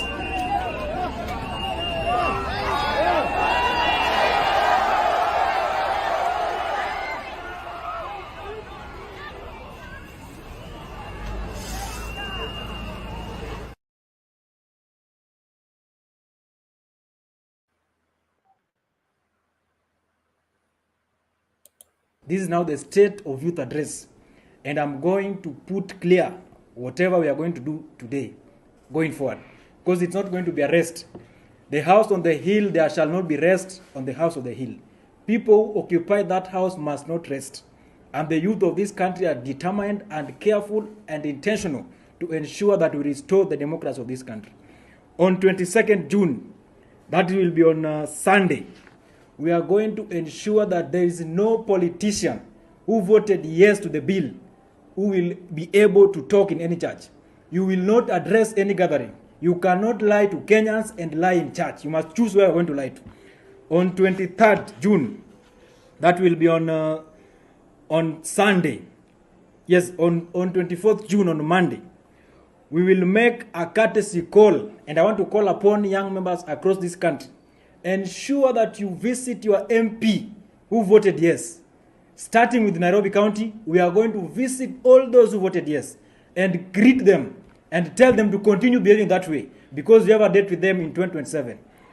On 25th June, that will be on Tuesday, we shall occupy Parliament once again, because we cannot sit as they stand. We cannot sit as they sit. If they stand, we sit. If they sit, we stand. So members of Parliament, don't think this issue is over. We are coming for you. On Tuesday, we shall occupy Parliament. On Wednesday, 26th June, we are mourning our beloved brother, Comrade Rex, who died in the line of duty defending this country. And I want to tell the regime that Moi's regime killed many young people. Moi's regime deleted and executed a serious attack on Comrade Titus Adungosi, but that did not stop whatever the people were pushing for. So we saw Adungosi die, and we are ready to do whatever it needed to ensure that this country is restored back to where it should be. On 27th June, we shall block all main roads that are entering Parliament. There shall be no member of Parliament who will access that house until we come to agreement that this country must be restored back to where it should be. And therefore, I want to call upon young people in this country. Do not relent. Do not be threatened. Step up. This is the time. The government is afraid. That's why they are sending police officers. And to Adams Bungei and IG Koome, these are like your sons and daughters seated at home. These are your grandchildren and grandchildren. If you attack us, we are not going to attack back. But we want to tell you that the blood of that comrade, Rex, is in your hands. You are going to pay for it, whether today or tomorrow. And finally, I want to tell you for a fact that in this life, at the end of the day, nobody will exit this life alive. We are all going to exit dead, including you people who are shooting at the innocent young bloods. And to the police, we are fighting for you, because you cannot fight for yourselves. This fight is also for yourselves. You cannot have even unions to defend you. We are fighting for you. And therefore, we want to tell you, if you see us in the streets, it is not that we lack what to do. We are trying to push an agenda that will save you, will save your families, and will save your generations. So therefore, I call upon young people to step up. Viva Vijana Viva! Viva Comrades Viva! Viva Kenya Viva! Reject Finance Bill and reject in totality. Occupy Parliament, occupy State House. Number one, we are saying and we still maintain.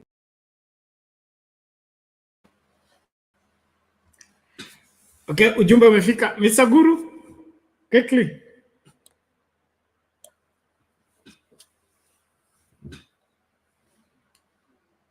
Mr. Guru, your audio is gone.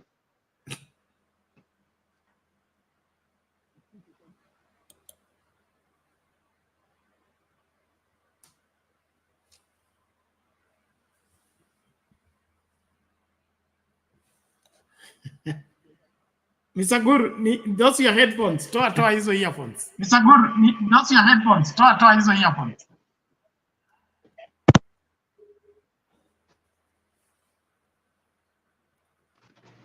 Nasikia sasa? Kabisa. Karibu sasa. Okay. Sasa nilikuwa nasema kwamba vile juu alikuwa anasema unajua ubaya ya the African elite, the agenda inatengenezewa Western American capitals, and then when they know where the money is, they start writing proposals and those kind of things. And our government, we've become predatory. Even our governments are like that. Ukiangalia kwamba hata hii maneno ya climate change, si ati Ruto has been an advocate of climate change for so long. It's because there is some money, and because that's where the money is, we go there. So generally, that's what the problem is in Africa. The agendas are set elsewhere. We are just poachers who are on the lookout, especially the African elite. Where the money is where you go. You remember there was this very heavy campaign about even child rape, which of course has its own downside, but exaggerated, because if you look at it from the African side, most of us grew up doing some labor for our parents, but in the context in which it was being fought. It was like even giving a child some little work to do around the homestead is illegal. So therefore, it's a whole shift of mindset that is required in Africa, especially us, if we want to make any progress. There are things that we must not accept to be dictated to us because they completely distort who we are and how we should bring up our society.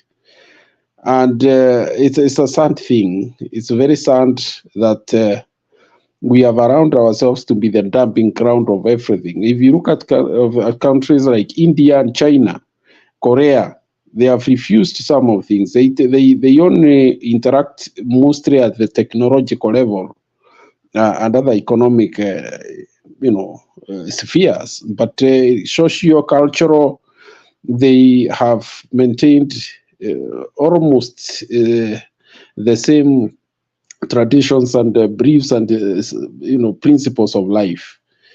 So that is the problem we have here, a big problem.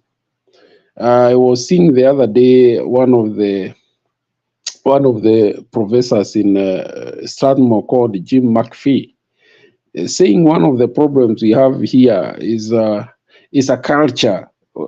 You can imagine somebody, instead of investing some good money in a productive system, can instead to buy just 5 vehicles. But I also understand most of those people anyway, the money they do that with is stolen money, is public money. There are people who have access to public money, or they have, so they have no much pain to invest over 50 million, 80 million in vehicles,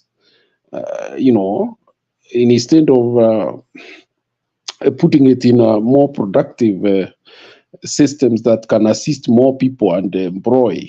But those are cultures that some of us, in Africa, even here in Kenya, people have picked some, practices that when you look at them in a deeper sense, they don't make sense to the society or even to themselves, except maybe, show off and those kind of things.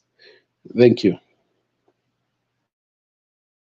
Okay, thank you, Mr. Guru. It's sad that our country is being led by thugs. I want to maybe who will do the mathematics for me as we bring Queen Mo. I want you to imagine that people like Sudi are the ones running those ghost non-existent secondary schools. Capitation per student is how much? The minimum was 4,000. Okay, okay. You have ghost schools, like 7 ghost schools, and each school has 1,000 students that don't exist, but the checks are released. All right.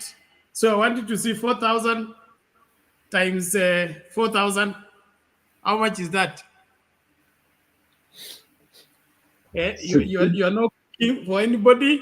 You are not feeding anybody. You are not cleaning the compound. Nothing.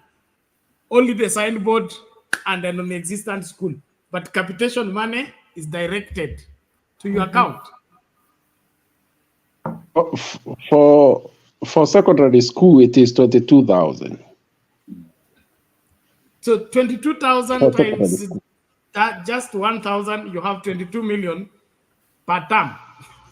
Wow. Sudi alinibeba kama makanga. So that is only one, and that's only one school. So the ghost schools are in several places, and they are the ones that's what is depleting this country. Okay, so when you see those people buying a wristwatch of 1.6, a belt of 2 million, a shoe of it is because they are getting free money and they are enjoying it. That is why we are doomed. We continue having them for another 2 years. There will be nothing left for anybody to save. Let's save this country when we can, if there is at least one thing to save. Thank you. Nani makanga kese, alikuwa makanga kese hapo. Sasa hapo Moi University hapo. Sasa wewe ndio wewe ulikuwa mteja wake na huku kwa namba yake ni aje? I can't imagine. Sunday ameita watu wote wa Kapseret wakakule kwake. The same makanga who used to carry me. Sawa bwana Njiru, relax wewe. Unataka kwenda Kasese? Let's bring Queen Mo to make her submission quickly as we continue with the conversation. We are on the final home stretch. Yes, I'm just glad I found you. Hi everybody, and all of you who are in the comment section. Okay, habari zenu nyote, welcome. Now, today I had a very interesting session. I don't know what you really have been talking about. I'm going to follow up from what Mr. Guru said. I had a very interesting session today with 2 Gen Zs and 1 mother of a Gen Z. I've done that interview today. You guys cannot miss those interviews from my channel. If you want, go to African Queen Mo, Cardiff. This weekend, I'm editing now. So this weekend, they're going to be up. I also went to the market and I talked to people. The things that they have told me, you will not believe. I talked to the people in the market. I decided, because you see, my area is research. I'm an evaluator. So for me, this is just the perfect opportunity to do what? To do data collection. I love it. I'm really having a fun time. I'm having a great time. It's so much fun, you know. So for me, I can do this for nothing. And you know, in my channel, because I'm not yet at what I'm supposed to have, how many watch hours, I'm not paid, not 1 dime, yeah, for this. This is just my own initiative. So I want you guys to go and support my channel. Those of you who already subscribed, thank you so much. I have to say it because there's so many from this place that I've got. So thank you so much, Bernard, for promoting my channel. But this is not it. The reason I'm doing this is because I want to educate. Okay, I want to educate. So for example, today I learned that Gen Zs are very alert. We're talking about Gen Zs who are 17 years old, 18, 17. I mean, this is really, I mean, I don't even know what you call that, you know? Very young people, young. And they know the Constitution. They have read it, you know, because of 844. These people are cramming. They're cramming this thing. Not only that, they understand the finance bill. And not only that, they know how to present this finance bill, the parts, the sections which matter to the right people. So like the one of them was telling me, I cannot present a section of the finance bill to a motorbike rider about Linda Mama. I thought, wow, how intelligent, you know? They are very seriously intelligent. When I talked to the mother was asking them, how can you cope with this? How are you coping? Isn't your heart in your throat? And they said, you know what? Yes, I worry so much, but I cover my children with the blood of Jesus. I said, oh my God.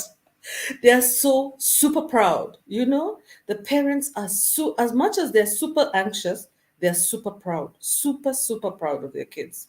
So all I can say, and also again, when one child falls, all parents cry, including the people in the market. They're crying for that young man called Rex who died, right? So this issue is not something that is limited to the Gen Z generation. They need to know that everybody is contributing one way or another, and they're also lending their voice to this movement. Now, another thing I discovered when I was in the market is that, without giving up too much away, is that this situation is affecting businesses so badly. Mama Mboga seriously is planning to pack up and go. Hawawezani na hii kitu. They can't go. Either they're packing up and planning to go back to Shags, or even worse, they're planning to relocate. And when I talk about Mama Mboga, I'm also talking about men, specifically who are actually doing things like solar installation. They're closing their shops, and they're talking about moving to Uganda, Tanzania, where they say that they have a friendly tax regime. Okay? These are people, they're even informing each other. They are saying, by the way, we don't have to stay here, we can go. If it continues like this, and if nothing changes, we will have to leave this place. So we are expecting a potential serious exodus of Kenyans out of Kenya. We are soon going to be finding ourselves as refugees, as if we are in war, as if this country is in war. You know, this was so painful today. I was so touched. Yeah, I was so touched. So I just wanted to let you know, I'm bringing you now information from the ground. Kwa ground ni kubaya sana, yani ni kubaya sana, sana, sana. So what the Gen Zs are fighting for is completely relevant and necessary. And all I can say to the Gen Zs is viva, viva. I learned that new one today. Viva Gen Z, viva Gen Z. Move forward. And those people, I say again, those people who are in charge of security, those in charge of security, secure the country. You're supposed to fight wars outside the borders of Kenya, not inside the borders of Kenya. You're not supposed to be fighting Kenyans in their homeland. Kenyans in their homeland are supposed to be secure. So I know Reverend Lala has had military, you know, he has been working and providing services within the military in the US. He can also educate our Kenyan military about how to go about crowd controlling and not throwing. By the way, another thing, hizo canisters muna tupa hivyo, those tear gas canisters, I hope you know that they have chemicals. Those chemicals, even the police themselves, even the police, the police who are throwing those canisters are going to be affected later in life by these chemicals. These chemicals can cause cancer. Some of these chemicals cause cancer. You throw a tear gas canister there, you think you're affecting the children. One day you come down with a problem that you never imagined where it came from. Yeah, I've been doing my research also on what is contained in those chemicals that we have been sold as military, as crowd control equipment. You see some people's hands are being blown off. Meanwhile, all those chemicals, which itchy powder and whatever they are, some of those can cause very serious long-term diseases. So don't think that you're going to be safe. Anybody, even those MPs, don't think you're going to be safe because there's tear gas all over. Because that same tear gas that you're breathing is also going to cause you a problem, a physical problem in the future. And we'll be waiting for that to see. You mark my word. Remember me when I say this. Okay, thank you very much for my time. Okay, asante sana. We'll be looking forward for those videos. And those who have not yet subscribed to Queen Mo's channel, I've just given you the link. You click on it and subscribe. It's important. Let's learn all we can learn and, of course, educate the people around us. Make somebody understand. That's what teaching is all about, is make people understand. And about the finance bill, the lies that Kina Kamodo and team are telling the masses that they removed this, they removed that. There's nothing they removed. There is no way you will be talking of removing 16% on bread and adding whatever 9 shillings on fuel. It's one and the same thing because the bread will be transported using fuel. So the cost will still reach where they want to go. So it's all a pack of lies. And that's why our two wanapaswa kunini. Naambiwa the mbunge wa Pondo nyumba imechomwa. So hii kitu wasipochunga. Hallelujah. Hallelujah. Unaona wewe. Wewe ndio Yohana Mbatizaji, badala usimame useme toba Mungu samea. Wewe unasema ichomwe. Hakuna bana. Achomewe zote. Let's listen to this Gen Z and then we bring in Stony PK. Na leo ni lini? Mwalimu Julia hujafika nyumbani? Naona huyu Stony PK bado ako transit. Sioni kama amefika. So Mwalimu Julia angekuwa angeshikilia alafu muendeleze kipindi, lakini sai wacha tuone. Listen out to this and then Stony PK come in. Yani this man right here, this man had the nerve to get on national television and say that Kenyans now know what a finance bill is. Like how, mbono msena tubeba ufala? Like, doesn't he understand that millennials and Gen Zs are Kenya's most highly educated generations ever? And also Kenya's highest unemployed generation ever. I swear, as soon as I clocked him sitting on Porter's chair, POTUS chair, an African president sitting on POTUS chair. I knew that his trip to the US had some shady dealings written all over it. And then this particular relationship brewing between him and President Macron. I honestly don't understand how this man will be out here taxing Kenyans heavily while still using taxpayers' money to go on these glorious trips around the world, visiting heads of states who by the way have not been kind to their former colonies, okay, the former African colonies, asking for more money. I mean, just make it make sense. To make matters worse, he is doing the same very thing 10 times worse than what he was calling out his predecessor for doing.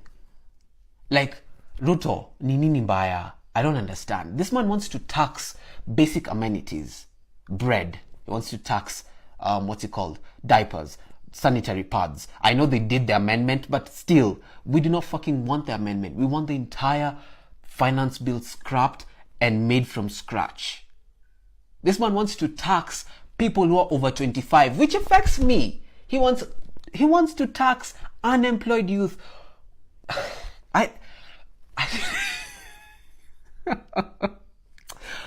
Sometimes you just sit here and you just wonder, you're just like, wow, what a fucking world we live in. What a fucking world we live in. And this man is out here selling us to the entire world while the entire world watches us being sold by. And all of this is just because of the structural adjustments program, right? IMF giving us money, wanting us to raise more money, and him and his crew of thieves finding ways to raise extra money so that they can steal from us. Like,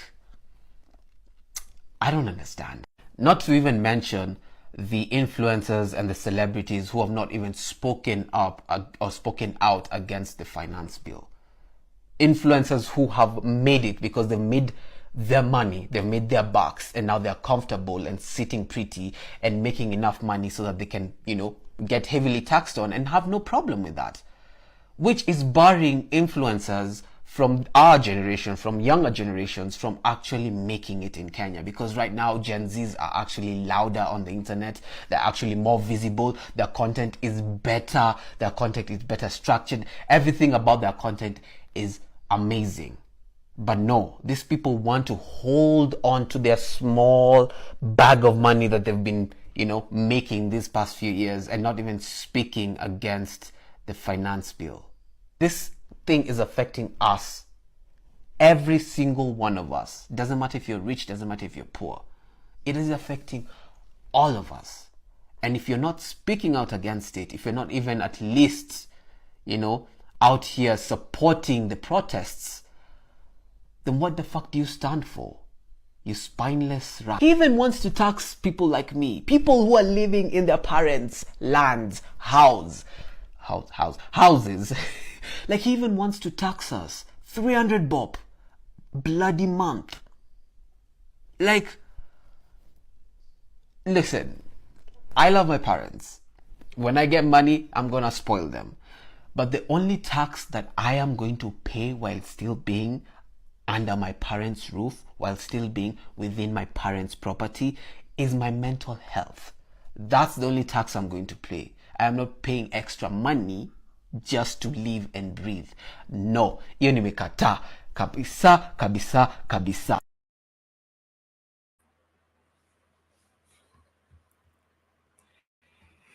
Haya, ujumbe ndio umefika.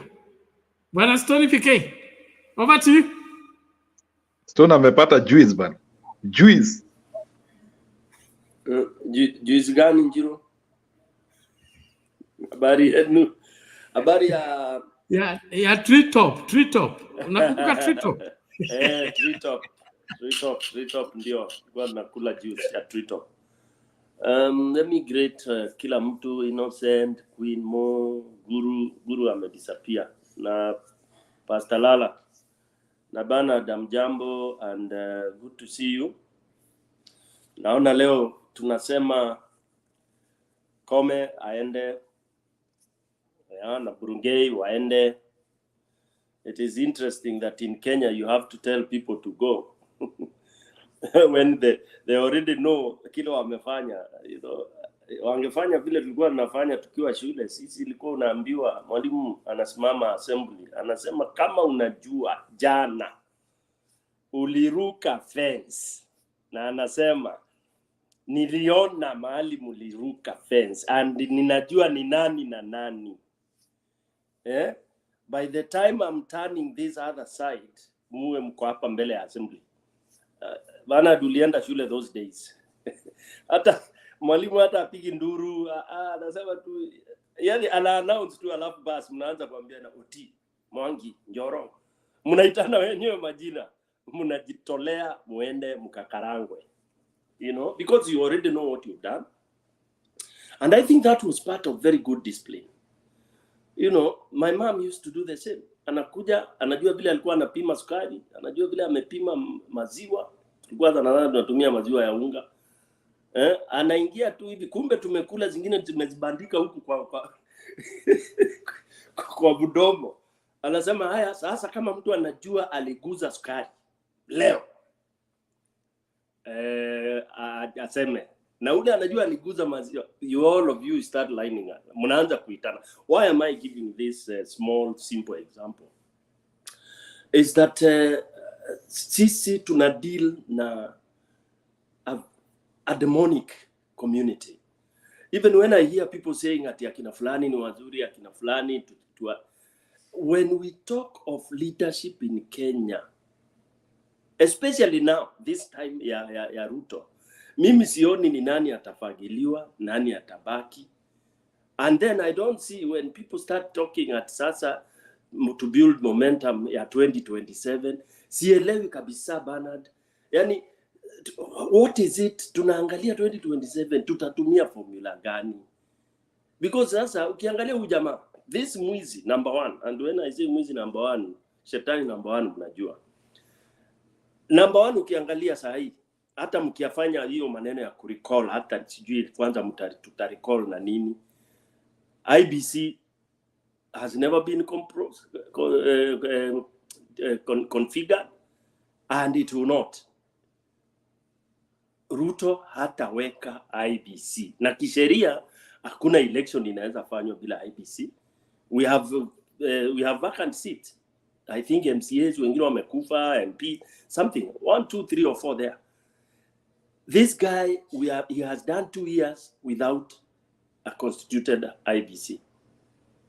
Na ukiangalia kikatiba, hiyo IBC uweze tu kuleta Bernard, PK, pastor, boom boom boom, and then unaweka pale. It's a process which has very meticulated days. So that as the prefect, as the body that is supposed to make an election in Kenya, it is not there. And Ruto will not constitute it. Then munasema tungoje 2027. I think this is where I differ even na watu wengi wanaona ni kama I'm very extreme. Because I don't want to be lied, obviously. Sitaki nikae hapa ninajiconvince ati I can tuweke to pull together nini. I'm talking of 2027 to remove Ruto. When already openly, and Ruto is not playing any secret cards, by the way. You know, ni wale mtu anakuja open, hajaficha kadi yoyote, ametoa kivua upige, na tunaanza kuiangalia, kuipapasa. Ametoa mwili yote, wale wanajua kuhunt. Mnyama amekutolea mwili yote, ushoot, umalize. Wewe unaanza kupiga njia ya opposite. Ruto is using the simple open cards, and because we are very confused, he's going to beat us. That is number 1. Number 2, this guy, he knows how much money he has given MPs. So much money that these MPs already wanajua, ni kama ile tu ya Uhuru alikuwa anasema mtu wa hii yangu na hii yako. He has done exactly that. Hii budget amefanya hii ya hawa 30 million yenyu na ile nyingine yangu. You know, those of you who listened to JFK kina nani wakiongea kina Boniface, mulisikia some of the revelations. Although, like, you know, when you read that budget haraka utaona hizo figures, and until you get people like Boniface wale wameiangalia with another eye, ndio uta notice that extra. When he mentioned it, I quickly went to peruse. I saw it. 30 million extra kwa constituency, and hii ya nani ya Ichung'wa sijui 150 billion. I mean, these by themselves zinatakikana zifanye kwamba hamna haja hata ya kuangalia Ruto ama kuimba Ruto must go. It is Ruto should go. Yani, it is so bad, Bernard, that it is extreme that you cannot even sit to wait for the next minute. Then people ask me, what should we do? Sasa hiyo ndio swali tunaulizana. Sasa what should we do? Tukae tu tukaangwe as we see? You are seeing the knife being sharpened and it's meant for us, and we are there seated. So for me, I think now the homework we should be doing, Bernard, maybe lazima ulikuwa mkubwa siku za mwa Kenya. Lala, I think you could be. The mwa Kenyans. Zilikuwa mwa Kenya na nini ingine? There were around 3 different movements za chini kwa chini, and they were lethal. And they were not saying that, oh, katiba, sijui tufanye nini na katiba. Hapana. They were saying it must happen this way. And actually they were violent, but silently. Ilikuwa ni kama maumau. They find you, uko against it, hata kudisappear unaweza disappear. You are given a bundle of papers to pass message, because that is the time, that is the way they used to pass message. Ilikuwa ni social media yao. Makaratasi zilikuwa zinaitwa pambana and all those kind of things, explaining things and zikatamba kama nini. All right, and that is how now we got that lethal. Mpaka ukapata ile attempt, the coup attempt ya Kinochuka. I hail it. I like that personally, because I like when sasa ukianza ukinishinda nguvu ninaenda orthodox. Zaka juu sasa bado ako kwa mti na ashuki, then you just start cutting the tree. Anza kuichoma. All right, which is what Gen Z wameanza kufanya. But sasa inatakikana wakichoma hivi wengine wanaleta kuni, ndio mti ichomeke haraka na ianguke. I tried to explain that yesterday, and somebody jumped and and felt like I'm not supporting Gen Z, and whether Stone PK supports or doesn't support, it's immaterial. But what I'm trying to say is, whatever effort that is being done, it should be escalated seriously, such that we should not even talk of any day Ruto and ako kwa hiyo kiti. Any one day, it's ni dhambi. The Gen Z unasikia wakipiga kelele, the destruction that has been done on them, they can't know, because they didn't know about Moi. Moi killed generation and generation. 24 years, Kenya is suffering from that. As much as people say, oh, we are this, we are that. That is the day our education went to the dogs, and we've never recovered. We have never recovered. That is the day our education system began to be doubted all over the world. But people don't want to admit, because as an nimeenda through 844, stagi kukubali, it was substandard. Okay? But this is the worst that anybody, any leader can do, to kill education system in a country. And I don't know how many countries have gone through what Kenya has gone. No wonder, Bernard and my fellow panelists.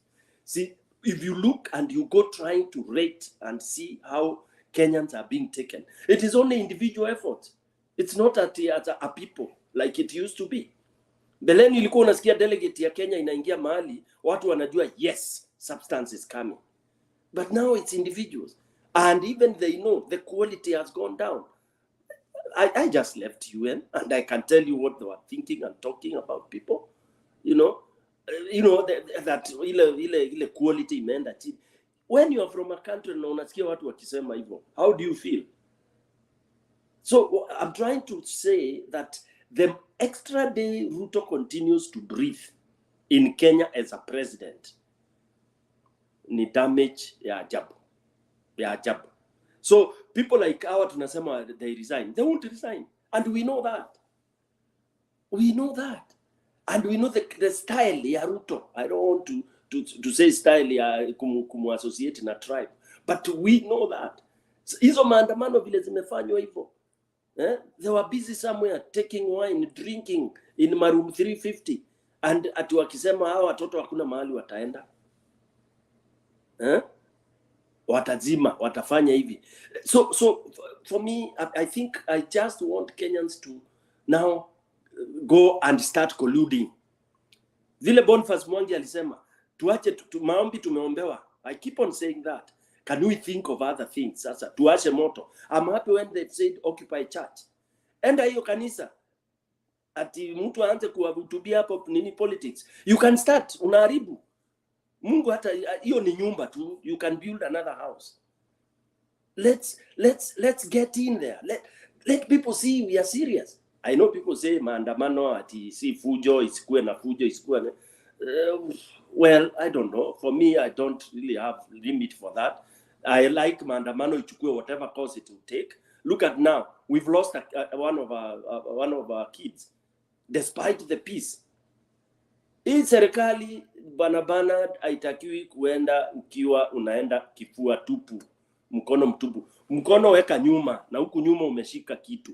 Sisi ilikuwa tukipigana mtaani ikiwa mtu ni strong, unatafuta pete ya chuma, unaweka kwa kidole na unaficha. Juu unajua jamaa atakupiga, unamtime tu. Unampiga, watu walikuwa wanaita punch. I hit you with that Bernard, damu ile itatoka hivi, you just start running. Before people realize, wanasema Stone PK ngumi yake ilikuwa noma. You know, this fight inataka tuende orthodox. We may not have to announce, but I'm telling people tuende chini ya maji sasa.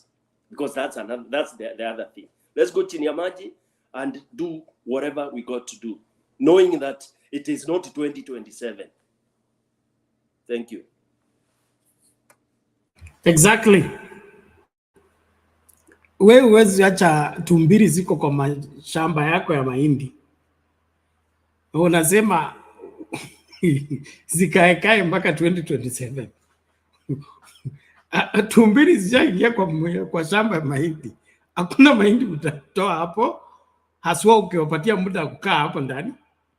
So what's happening is there is no buying of time. And then the really issue here is what we deceive ourselves to, we are calling it constitutionalism. What Wangira was trying to tell us here, that the constitution says somebody will be in office for 5 years. That thing is not cast in stone, okay?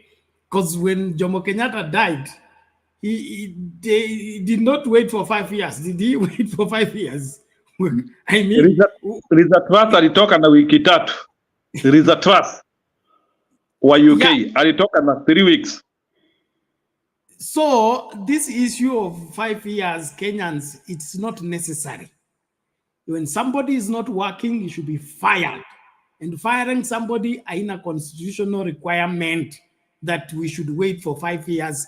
So now that the Ruto administration is not doing what Kenyans require, the economy is ailing. We can't educate our children. We can't guarantee our expectant mothers to deliver safely. We can't guarantee county governments to continue. Nothing is going on except looting. Then we have every right to not only recall. We should just cancel this. What more used to do? What used to do to fight opposition by calling for snap elections. Those snap elections don't have calendar. They were coming suddenly and they were meant to displace some people and raise others. So we can have that at any time. And so Kenyans, we should scrub off this issue of 2027 and begin to look at tumbiri wako kwa shamba, mahindi inaharibika, mvua inakuja, kiangazi kinakuja. We have to salvage what needs to be salvaged. And for that to happen, we need to move in with speed. And this, whatever demos that are going on right now is a good move that if we give it life and make sure that it is sustained, it is able to lock William Ruto out of this country and to bring down his administration once and for all. So let's not underestimate this. And in fact, the good thing is they are underestimating it.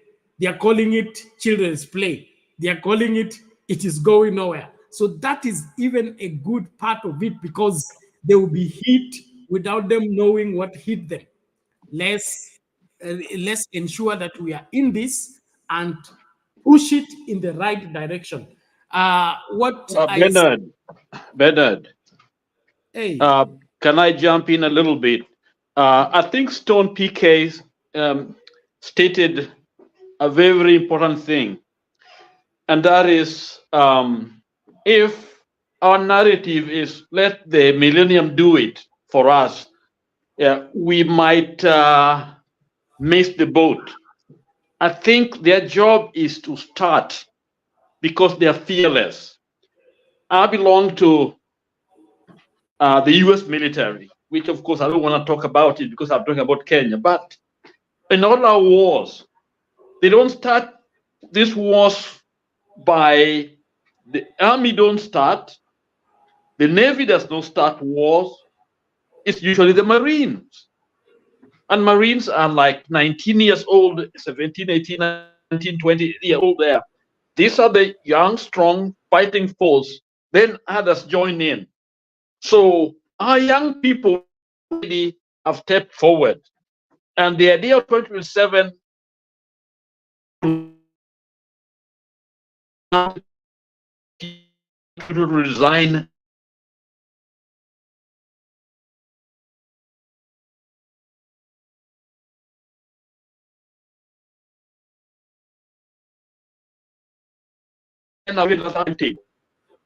where do Reverend Lala, we are not getting you. There is something wrong with your connections. I hope it's not my end.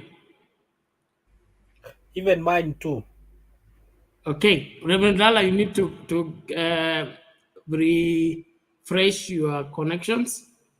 Then you'll be able to make your point.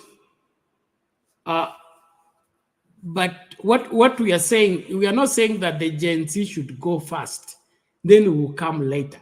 We are talking about let everybody come out now that we are already on the street. So this is not a maneno ya kufanya shift, ni maneno ya kila mtu ajitokeze, na kama una uwezo wowote wa kusaidia hii maandamano, tumia sasa hivi.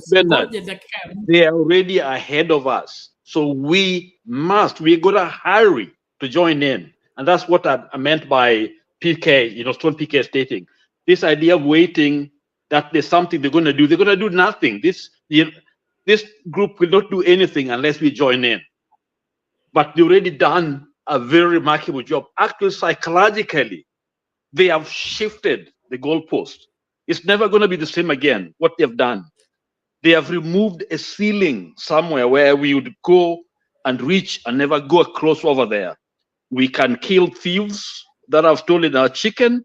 We can burn their homes, but we never go beyond the village chiefs, village thieves. Now we can go to parliament and occupy it. Now we can go to the state house and do it. In other words, for the first time psychologically, we have broken that ceiling. Now we can talk about the constitution, because I heard you talk about recalling 5 years. We can't wait. Of course, it's there. We should never wait. But for some reason, Kenyans are afraid 5 years got to happen. So we get abused and killed, and then we are waiting for 5 years. It's irrational. It's crazy. That's not in the constitution. It has to be done now. This is the time. So waiting for it actually is we are living outside the constitution. If somebody has done crimes, crime, he has to pay for it. And these people have done crime, okay, and they should be prosecuted. And these young people are saying, yes, we need to do it now. This idea of sitting back and staying and waiting is the mistake that we are making. Let our constitution work. Let that document work for us. Or else we keep postponing it. It's going to happen in 2027. That's a mistake, a big mistake. If we make it 2027, we will have failed our people. This thing has to be done now. This is the time. Thank you. Okay, thank you, Reverend Lal. That's the point made. And no, Njiru tafadhali. Julia is on the queue forever. Julia, where are you? Yes, Bernard, I'm here. Thank you. Yes, I agree with everyone. First, good to see everyone here. Stone, Queen Mo, Guru, Lala, DJT, Innocent, and Bernard. Now in your comment section. Asanteni sana. Now, yes, I agree with everyone. I don't think we're gonna wait for 2027.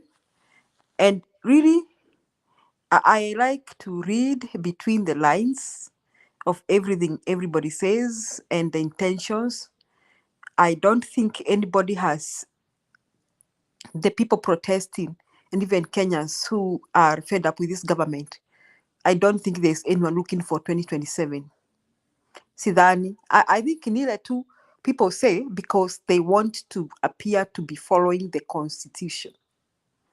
I think so, Bernard. That is what I read between the lines of every statement I'm hearing in the public, even from the Gen Z. So I think the statement is made to pata tu hapa 2027, but I don't think anyone is looking forward for 2027. First, as Stone put it, there are so many constitutional blocks. We don't have an IBC, and I don't think Zakayo is intending to put in place one, because as he thinks kwamba he is very clever. And Bernard, you put it right. We are actually underrating this Gen Z. And it is a good thing if the government is underrating them, because it will work to their advantage. I read the memorandum that they floated out and their plan for next week. But I even had other plans like entering to the government websites. In this era, it is not so difficult to do that. And woe unto any organization or any institution if your data is compromised. In fact, that is the biggest war we have right now on the face of the earth. You people, I think you read some time back, some hackers hacked in the American system, and they were said to be from Russia, and they were asking a ransom because they were affecting the supply, I think, of gas, that is petroleum products. And they were paid a ransom, Bernard. I think they were paid. Njiru can help me this. Njiru find out and Lala what exactly happened. I think it's just a few years ago that some hackers hacked into American data system, and they asked for a ransom and they were paid. And me, I was asking myself, how on earth can some anonymous be somewhere hack into the most powerful nation on the face of the earth? And to an extent, they even paid a ransom. That is how bad it is when your data is compromised.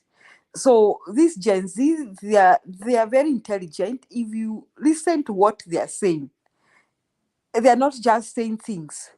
So they may not approach matters from the traditional point of view that has always been expected, but I think they have plans. Now, about people supporting them, I already saw people coming out saying we are their parents to support them. So it is not like somebody will sit somewhere and say, sasa ni wakati wa Gen Z, sasa wakati wa millennium umefika, sasa wakati wa Gen X, sasa ndio who. I don't think that kind of a thing will reach. I think the reaction will be sporadic. Because it only needs, we began Mandamano with Baba, and then the Mandamano didn't get far, and then Baba disappeared to AU, and it's like Kenyans were like, we are now done. Then here comes Gen Z, and they decide that we are not done. So there's a new rejuvenating spirit that is spreading among all Kenyans, irrespective of their age. If you want to know, mumeona huyo mama amefukuzwa yule wa Coast, amefukuzwa kwa hiyo mkutano. Ni wamama wamemtukana. Na unajua mama wa Coast wako na matusi yenye ni kama huwa inapendeza hata kama ni matusi, because wanakutukana na slow motion, lakini hiyo matusi huwa inaingia tu, even inaingia poa. So that they have really said things to that woman. That is not Gen Z. These people are in Generation X. Our mama nikiwaangalia. And how on earth they decided to chase that woman away. The same happened to Kiarie. That was not Gen Z chasing him away. So what I'm trying to say, it is not that people are going to wait now. We are waiting for them to do this. They just ignited some fire, and the fire came back. Now, I saw their plans, and they said that one of the climax of this plans next week is to block all roads to Parliament. I hope they succeed in doing that, because that will be very successful. Now, if they decide they successfully block all roads to Parliament, then I think the next thing will be very successful. Now, if they successfully get in the government websites, if they get in the government website, there are several things they can do. They can interfere with e-citizen, they can interfere with KRA, they can interfere with tax collection, they can interfere even payments of salaries. I am just thinking I'm not a computer expert or an IT expert, but I'm thinking if your data is compromised, I mean, Wacha kumwaga mtama penye kuku wengi. yes. Asante. So Bernard, a lot of things can happen. Huh? Things, one thing I found my student doing something very stupid and asking, what did you do? And then he says, ma'am, things happen. So the way he replied, things happen. So we will say, things happen every day. So what I'm trying to say, we may not expect, maybe Ruto is expecting to wait for them with his Kenya Army, Paris State House. He may never see them there, but he may find himself collapsing mpaka Shanghai. So what I would like to say, let us all move with that wind. Sio kufanya opposite. How do we move? All this information that is flying online, fly it left and right. Okay?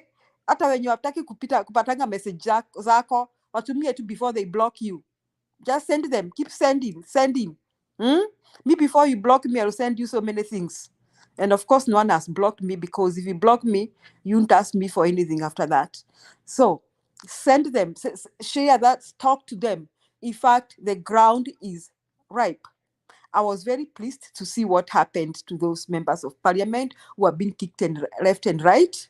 Sijui kama ni kweli nyumba ya ule wa Bondo imechomwa. I don't know, maybe it is just gutter press, but I saw some. Imechomwa. I have celebrated imechomwa. I don't know DJT, but I saw some protests in Bondo against him. So kunaendelea kuwaka. And anybody thinking about 2027, hiyo haifiki. Now, my final remarks is this. When I saw that woman who was chased from that by those other ladies, and then she said, "Ata kuna ingine kuja ndas vote yes." This Zakayo faithfuls are in denial, including Kimani Ichung'wah. Mpaka Kimani Ichung'wah anaanza kusema kwamba ati this Gen Z wako na ma iPhones, wanakula KFC. So he was trying to seek refuge with a poor man. People no longer care by that hustler narrative. He was trying to tell them, nyinyi ndio maskini, you are the one who did the government, these youngsters don't need. He was trying to sell that narrative, lakini haikuenda. So the Kimani Ichung'wahs and the Zakayolets and all those who are buying his narrative are in their denial. Wanaona vile kunaenda, lakini wataki kuaccept. And good for Gen Z, because it will find them like this wind. We will find them the way robbers find people in the house at night. I don't know, there's a verse in the Bible that Bernard can read for me about robbers and all that. Jesus will come like a thief in the night. Yes. So this thing will find them like that, because sababu wachajipata they will not prepare for it. I'm telling you, if they wait for the youngsters with the whole army in Nairobi, they may find that nothing is working in the government. Everything collapsed, and now even no communication. I mean, they will not be able to handle this. And I'm glad that even the other generation is joining. They will join in. I have no doubt the millennium, Gen X, or boomers, or whoever they are, have no doubt they'll join it, because right now the future of Kenya is at risk. And the one final thing I want to say, the best thing about this thing is not that these people are tribalists. Hawana kabila. Sasa atuna ile Ruto was trying to sell that carrot a while ago, and he was trying to sell kusema ati mara Gachagua nafanya. Nobody cares about Gachagua right now. In fact, Gachagua is helping us. Gachagwa's was na Ruto zinatusaidia sana, kwa sababu kuna wale wenye walikuwa die hard wa Ruto kwa sababu ya Gachagua. Saizi I think they are praying their God very much. Oh Lord, bring this man down. So asante sana. Can I make a comment? Mama Julia, you know this Gen Z have taken us back to the traditional way of doing things. You know, when in traditional Africa, in African culture, if somebody Nimrogi, a murderer, a killer, he will be chased from the community. The community will say, no, we don't need you here. That way, go your way. And this generation, this GNC, what they have done is exactly that. If you do something, we are coming for you. You are not going anywhere. That is very African. So these politicians who have been stealing from us and they don't care because they know Ruto is the power, right now they are thinking twice before they can take that money, and if they can take it at all at this moment. Because if you take it at your own peril. And again, this Gen Z have certain tools that were unknown. Most of you cannot probably know something about data that is available on nearly all of us in the dark web. Okay, Kenyan laws don't even have a lot of regulation on the dark web. This group of people will get in there and get anything on the life of those MPs, and they have it at their fingertip. Okay, the U.S. government always go to hackers conference to recruit CIA agents, FBI, and others, because they are the young people with that knowledge. Okay, because they can help. In fact, they are given a lot of money, so they have this convention every year of just hackers. And our young people, this Gen Z, are the hackers. So they have so much in front of them on all of those guys. So they can bring them down anytime they want to, because they have the knowledge. Thank you. Okay, thank you. Njiru, what is it? Yeah, there is something I wanted to end up. Naona ni kama some of us, we are not getting it clear. Unajua, sijui kama mimi munasikia nikiongea maneno ya Zakayo. Maneno ya Zakayo ilikwisha ile siku wanarika waliamua kuandamana. You cannot talk of Zakayo. Zakayo is on borrowed time. And I don't understand when people are talking here, sielewi kwa nini hawaelewi vile vuguvugu zinaanza. You see, nilikuwa secondary school some few years ago, and tulitaka principal atoke. Let me tell you, we did the riots and that guy was transferred. We were in so much rage, tulikuwa tunasema hatuwezi rudi huko kama huyo jamaa hajatoka hapo, na alitoroa. It was in Kangaroo School. So what I'm trying to say here is that what the young people are doing in Kenya, forget about others. So Bwana Stone PK, wachana na sijui wazee watu wengine, the quorum is enough. Quorum ya mapinduzi haihitaji mtu mwingine. So hao watu wengine ni wajoin tu kama joyriders, but already the quorum to topple the government is there. And this is what will happen, and this is how young people operate globally. Young people, kuna kitu you know, when young people decide to take things in their hands, you cannot persuade them. And that is, I have seen you are a strong supporter of what happened to West Africa na our akina Traore and the rest, including kama huyu Faye. It is exactly close to the same similar movement. So what I'm trying to tell you here is, and it is something I can confirm here, as long as hawa vijana wako barabarani and they are doing what they are doing, Ruto is going to exile in the next 2 weeks. So wacheni ati kusema hawa vijana hakuna kitu wanaweza fanya. Let me tell you, what is in the streets is the most lethal weapon in any democracy. Even Rara here himself can tell you, kama kuna watu hawezi taka watokezee kwa maandamano ni vijana. Sijui kama nyinyi watu mnakumbuka wakati wa George Floyd. Maandamano ya George Floyd in around 2019. It was purely young men and women. And they were people in rage. And it was the beginning to the end of my supporter that time. So what I'm trying to tell you, it's simple. Hawa vijana wa Kenya, as long as wametokezea, hata msiulize vitu ingine, sit down and watch. They will deal with Zakayo. Let me tell you, hawa watu wako na equation. I want to tell you, these people, the venom they have is 100 times bigger than what even the opposition could have done. Wachana na ile maandamano tulikuwa tunafanya. That was a boy child. That is a child play. Bwana Stone PK, sit down and watch. Usiseme ati watu hawana formula. Let me tell you, these boys will teach Zakayo a lesson he will never forget. And I want to tell you, Zakayo is on his way to exile. He cannot manage this one. He hawezi toboa hii. I want to tell you, and I'm telling you, as somebody with experience and as somebody who has dealt with young people, hii hautoboi, hii haitaki quorum. Hao watu wanatosha. Hata hawahitaji ati watu wengine wazee sijui nini. Wewe keti na angalia.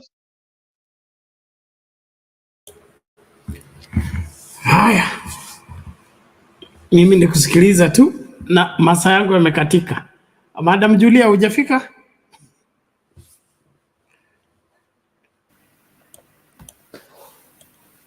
Bernard, I mean, siwezi penye niko, siwezi weka computer yangu. I can't use my computer.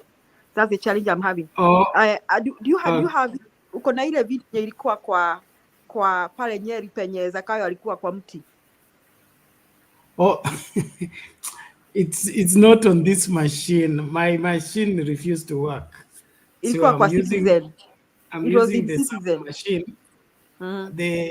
The backup machine cannot download and upload at the same time. While it is broadcasting, kuna limit, haina capacity kubwa. But let me see. Naomba tu sasa kama washirika wanaingia kanisa namna hii na wahubiri wanaondoka, itakuwa kwaje? Na nyinyi watu mbona mmebadilisha video nini, screen mzima ni black? Hey, nitaanza kuwatuma quarantine. Let there be light. Please, we cannot have darkness everywhere. We are children of light. Thank you. All right.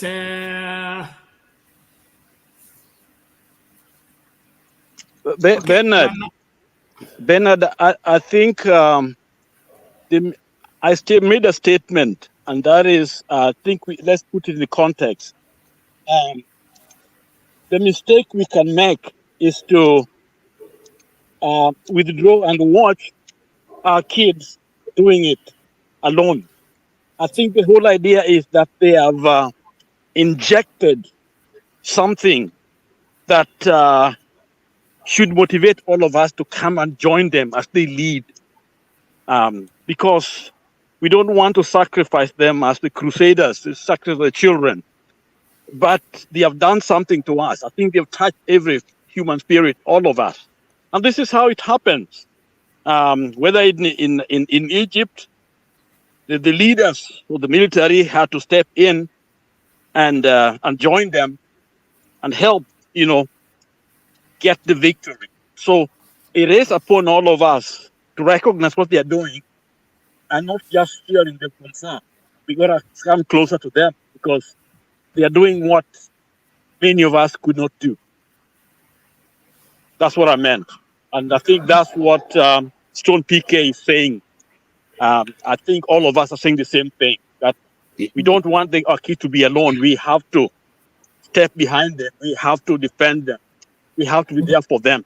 They are giving us the leadership that we need to get it done. And I think the more closer we get to them, this thing gonna end quickly. You agree with you? 2 weeks, we can do it if we all step forward and join them. For example, if they say there's a meeting, thank you. The point is made, please. The point is we made. all should be there. All of us should be there. Let's not just wait for the kids to be there. Thank you. Can I make a clarification, please? Just for Lola and Stone PK. I don't know whether you're aware, but the other generations have already joined. Even the Gen Z will tell you that, in fact, even in the news, Ruben Kipgame is part of the group. There's the Lawyers Society of Kenya. They're there. And those are not Gen Zs. Those are probably Gen Xs or whatever they are, you know. And then also today, the Gen Zs were actually thanking very old. There's old people who are there. We saw Kikuyu women there in shukas, in Kikuyu women shukas, you know, in those kind of traditional regalia. So there are some old people coming up. So please don't assume that it's only just Gen Zs right there. In fact, Gen Zs were saying that they're very grateful that now they have seen that people have come out, people are coming out. And even I also saw some influencers, they're there. I saw a Jesus family there. And so the influencers are also coming out. So slowly, you know, people are streaming in, so they're no longer on their own. Just to let you know that. Okay, thank you. I think that's clear enough. I'm already running time, but let's hear Alex. Alex, you just come. Yeah, mine will be very quick. I think I will leave, like they told Raila to stay away and the young generation to do what it ought to do. I think I'm part of that legacy of Raila. We must sit back because I believe we failed. Our generation failed.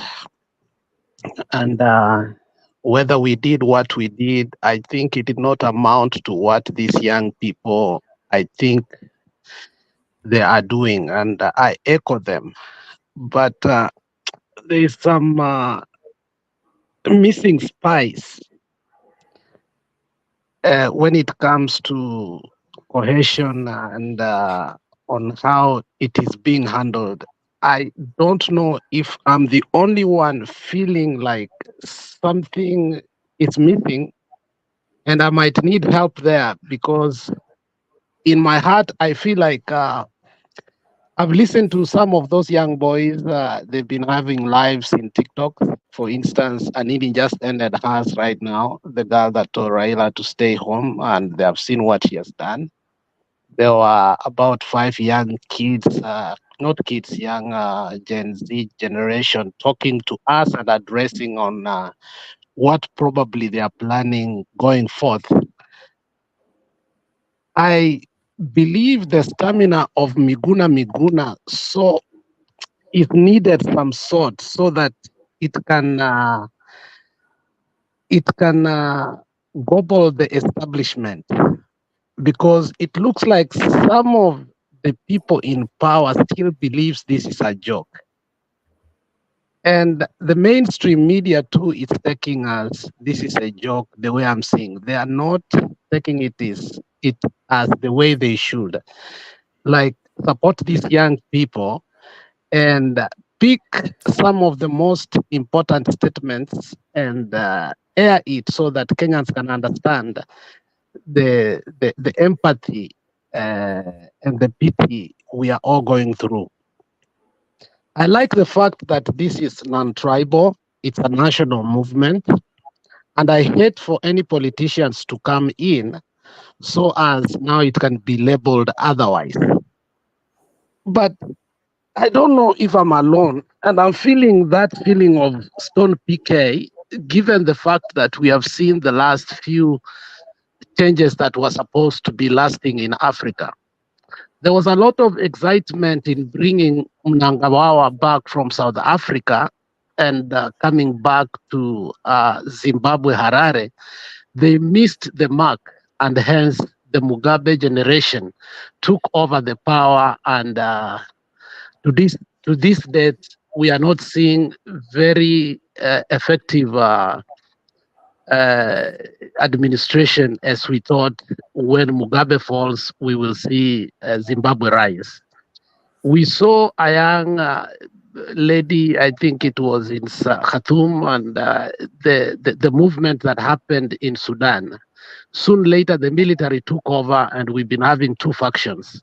How do we avert that? I've seen some of them propose very good things that the center is not holding. That is all I'm crying. How I wish this will continue with a momentum, with a center that is so focused, because these young people are ready to die for the country. So my fear is that. So can you guys help me to understand what is the way forward? Will the center hold? And if it holds, I've heard them say, Matiang'i kubali spokubali, talk a vacation, we need you, you will take over. I don't know what is their next step. Now, if the government falls, who takes over? Is it the military? I don't want the military, because the military in itself has failed us over and over and over when they had the chance, from bombers to everywhere.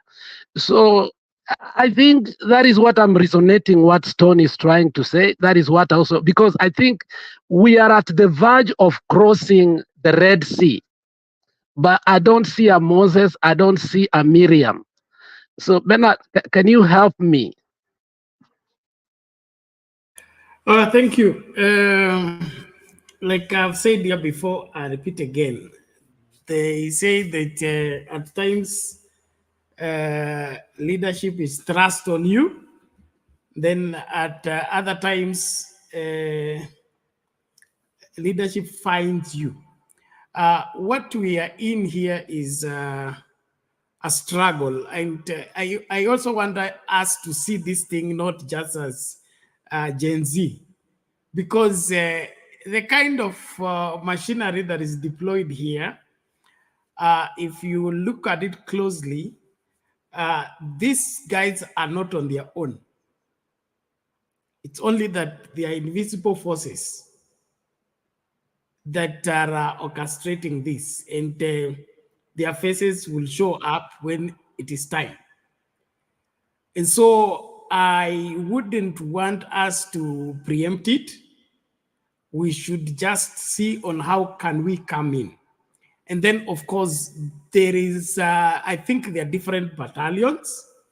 We have the front office, there is the back office, there are the coordinations from various places. So this is not an amorphous as it appears. It is appearing like that, but it's not all that. There is more to this than meets the eye. And I think we as the leaders, I wouldn't agree with Alex saying that we failed, okay? We did not fail. We gave birth to these children. We raised them. So that's not failure, that's success. And secondly, every struggle is fought in succession. Succession meaning we will push this one up to here, then you pick from there and take it further until we finally win and keep away the enemy completely. So we play our part, they pick up and run. So what I want us to get here is, let's not look for Moses. Moses will emerge. Israel suffered for 430 years. Of that 430 years, 80 years, there was no Moses. Everybody had declared him dead and buried. Then when they least expected him, he showed up. So what is going to happen with this thing is that it's going to end up into the victory of Kenya and the victory of a better Kenya. But who is going to be the man of the man of the day? That should not worry you. He will show up when time has come. For now, let's see how do we get rid of Zakai. There are different things like what Julia was talking about. There are some specific informations about specific people. When that information is out, you just see people, you know, they say in Africa, nobody resigns. but when they are cornered, they will. So let's not preempt it by trying to read it to the completion. Let's drive in the little light we have until we get to our destination. We can give counsel to the people who are spearheading the mandamano the best way we can. But let's not want to read the whole book. I want to conclude it, see it to the finest end before we buy into it. Tutachoka mapema. And then, of course, I know some of us have been hit so many times. So the fear of losing again or missing the mark again keeps with us. But this is bigger than any individual. This is bigger than any age group. So let everybody put their hands on deck. Let's win this thing together. Let's not, put up fears or instill fears in these young people. They are just the face of what Kenya is suffering. They have decided to take the front office. Let's take the back office. Let's help them so that they don't fall victims. I'm reminded of the story of Joshua. Joshua goes to fight the Amalekites, and Moses and Aaron, they go up the mountain to pray in support and say Moses lifted up his hands. And when his hands were weary and tired, the Amalekites prevailed.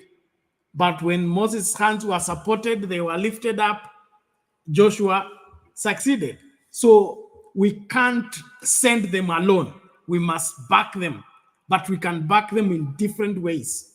Because when the victory is won, it's for everyone. So let's not look for who gets which opposition, which gets a position here. Who can we replace with? Who can we share? There is nothing to share now. Kenya is looted. It's almost an empty shell. Hakuna kitu cha kwenda kushare hapa. Let's first of all chase them tumbiri kutoka kwa shamba la mahindi. Ndio tuanze kuangalia mahindi gapi imebaki. Na hii mahindi tutamultiply namna gani ifikie kwa kila 555 million of us. But tukianza kusema tuchukue huyu, tutoe huyu, tuweke huyu, tutoe, tutapatikana. That's what Moi did in when Ford was threatening State House. Okay? Akaita kuku. Wakaenda kukula kaugali na kuku. Disintegrate. Ikakuwa sasa Josol. Mimi nataka kuwa running party leader. Jaramogi. Matiba. Masinde Muliro. All of them wants the seat. Martin Shkuku at the same time. And what happened? Ford, that was a strong vehicle, it just disintegrated. Moi was laughing all the way to State House with 32% of votes. So what we need here is not to talk about position and who is leading the way. Let's get the job done fast. And the best way to get the job is run Ruto out of town. Chase Ruto out of town. When that is done, then we will settle these other things. Tuachane na hii maneno ya kusoma mpaka tunataka kumaliza kitabu kabla kimalizwe kuandikwa. I hope that makes sense. Naomba hivi masaa yamekatika. Bwana Stony PK, I need you na kuna Jex hapa amerudi na I'm sure ako na point ya kuongeza. Ikekuwa na uwezo wa kunini to get someone else to run the show, mngeendelea. Mimi masaa yangu manne ndio haya yamekatika na amjanilipia bills za leo. So nataka hizo bills zilipwe ninapoanza kutamatisha. So Stony PK, you can throw in something, then we bring in Jex. Alafu tukirudi kwa Innocent tunaanza kufungasha. Asante. Stony PK. Yeah, thank you Bernard. Mimi nitatoa ka observation actually to buttress what you've just talked about. There is no revolution inakuaga ni mass. Hakuna ukianza kugawana na kukania zinaitwaje accolades, then that's where you begin to lose. Oh, you see, wow. And for me, that's the fear I have. When I hear Njiru talking so passionately, saying tuache hawa, and he says he has really followed the revolutions, I have a lot of fear. We should not preach it that way. Hata wakiachua peke yao Njiru, take this to the bank, Hii revolution iwachui watu. Don't apportion. Don't apportion. If you know how to hunt nganga, nganga is Bernard nini zinaitwa nini? Zinaitwa nini? Guinea fowls. They move in a group. Professional hunting of nganga is done with a bullet that has so many pellets inside. Okay? Hiyo ka bullet kana kuanga ukishoot zinatoka nyingi. And when they come many, then you kill a bunch of them. The end result is you have a lot of food. You have a lot of nini. But if you are to say you will use the ordinary bullet, you will shoot only one. So revolutions are like that. You unleash. Actually, the term is unleash. And I'm happy the Gen Z are saying occupy. Unleash and occupy. Okay? Without saying, tunataka Bernard hapo, we wanted Stone PK. No. There's no time for that, Bernard. And I want people like Njiru to really turn the page the other way around to encourage this. Push the power. Okay? And also to touch on my brother Alex, what he has said. When you push the power, don't worry. Ngoa hiyo jino ambao imeoza. Don't bother about mapengo utaziba na jino ya dhahabu ama nini. Remove toa hiyo kitu imeoza kwanza. And then that's why you have what we call successive coups, successive kama hii ya Traore ukifuata ndio Traore ashike walifanya mara tatu.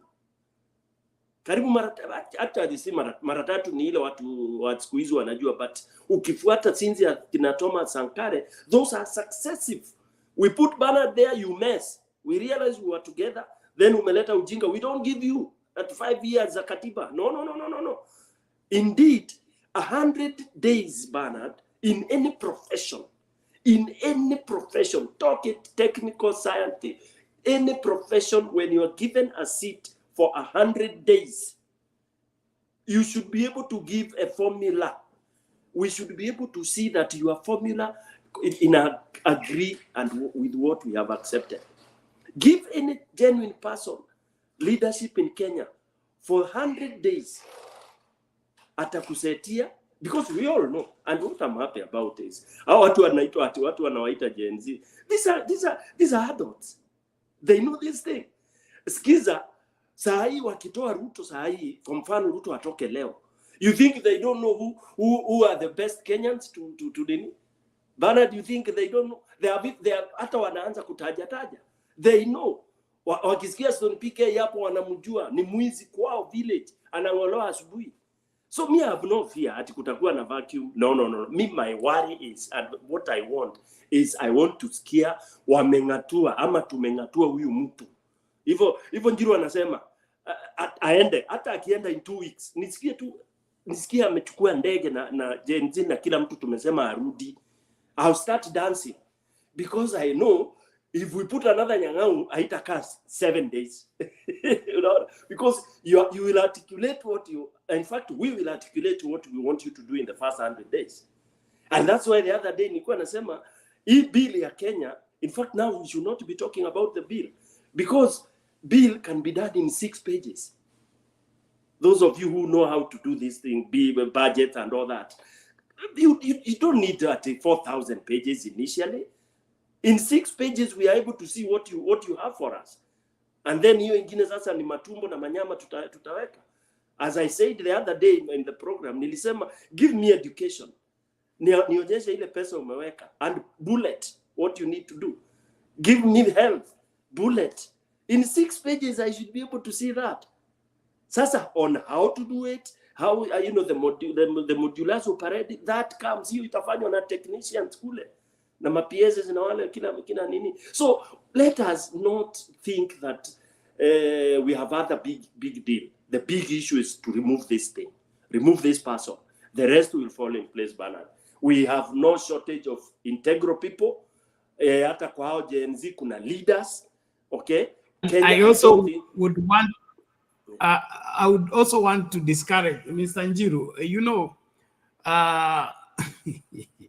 When a matter involves another person, you cannot make conclusion of it with the definitive guarantees. If it is you and is you doing it, then you can give us guarantee because it's all about you. But when it involves another person, that person may not come in with your perspective, with your push and with your guarantees. And so usikulie wanasema nini kwetu sorry usifanye nini don't swear on behalf of someone else, especially when you're not sure about it. There's a funny story in our village of a guy who went to a neighboring town and he got a beautiful girl, a very beautiful woman, and decided to, he couldn't resist, so married the lady. And when the lady came to the village, everybody was, hey, umejishindia, hey, huyu nae, ni kama malaika. And then after 2-3 weeks, things started to happen. Spoons began to disappear. Sufurias began to disappear. And when people measure, the measurement ends up with these beautiful ladies. But nobody had courage to do what? to tell the man, this lady you brought, things have begun to disappear in this village. And she's the one. But nobody could tell her because she was too beautiful to be accused. To be stealing. But what happened on Monday, Nambacha Day, siku ya soko Nambacha. Nambacha is our village market. She was caught on the market stealing clothes. And the market people did not care about her beauty. They stripped her and tied her on the tree in the middle of the market. And now they sent for the husband. So the husband is lamenting. He said, I did not have strength to walk to the market. When I saw you on the tree, I got finished. Bana, wacha niongeze hiyo kicheko yako. Unaona, today I was speaking with my elder fathers, they are like my uncles. Na nimeshtuka sana. So bwana Stone PK, wacha nikuchekeshe. Sasa hii word Gen Z, nataka kuambia hii word Gen Z kwa villages haifiki vile tunaifikiria.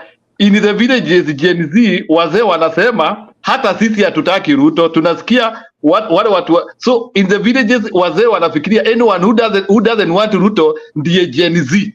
So wanauliza kwa nini hata sisi hatuambiwi na hatutaki Ruto. That is the meaning now.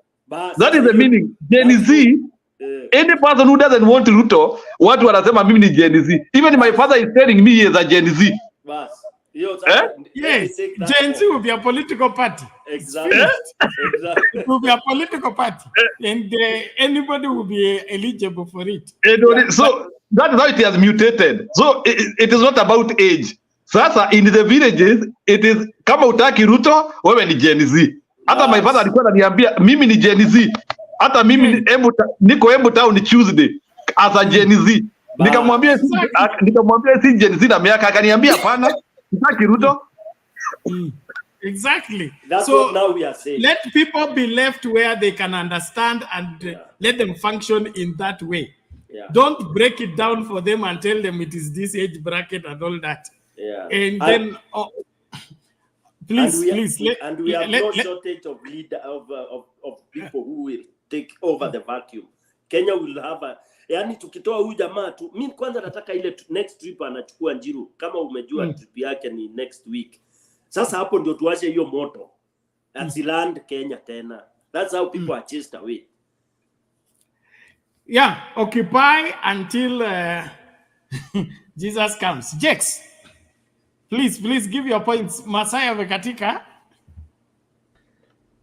Hi, mko fine. Good to see and hear from my good brother and friend Alex, and equally Queen Santana and others tuning in and joining in. Of course, kuna point Alex amesema, which I think I equally tend to agree with him. And but I will also look at it from a different angle. One thing I believe, a leader will emerge, as Tom PK is rightfully saying, we are not short of leaders. Wako, and if you are active in Twitter, you'll see even kuna wale wanaambia, you know what, wewe sema tu utakuwa president, we will fund you. The team is ready to fund some people. I've had some names being fronted. Akina Mtata hata leo ali appreciate because people are telling him, you know what, we are ready to, hata wewe usiseme anything, we will just campaign for you, we will fund you, we will push you. We saw the one former CS Matiang'i akiambiwa where has he been, watu wameanza kumtafuta. So I'm not saying that we are in a vacuum. We are not. The issue I think that first they're dealing with is the first-hand matter, that is the financial bill. The other issues will still follow in, and eventually everything will fall in place. But I think we need to have structure. It's important. We need to have direction, to have focus, to know inaanza wapi, inaenda wapi. Otherwise, we'll be all over. Eventually, we will not hit any target. And it might be just a replica of other previous demonstrations. But the good thing about this one is it has made every leader to know watu wako rada yao mbaya sana. I today loved someone I had kwa news akisema ya kwamba raundi they will mobilize these youths, wachukue kura, wachukue ID, because coming general election I'm sure it will be a protest voting. Hii ndio itakuwa wanaweza shindwa maybe kumtoa as we would want, but through the ballot their voices will be heard. We used to call these guys keyboard warriors. We used to be calling them wajamaa social media, but now they're not just online, wako physically present. Their voices are being heard. They're ready to take charge. They don't fear the police. And I saw one doing a footage, or rather a short clip with a police, and anamwambia police, sema I reject finance bill, and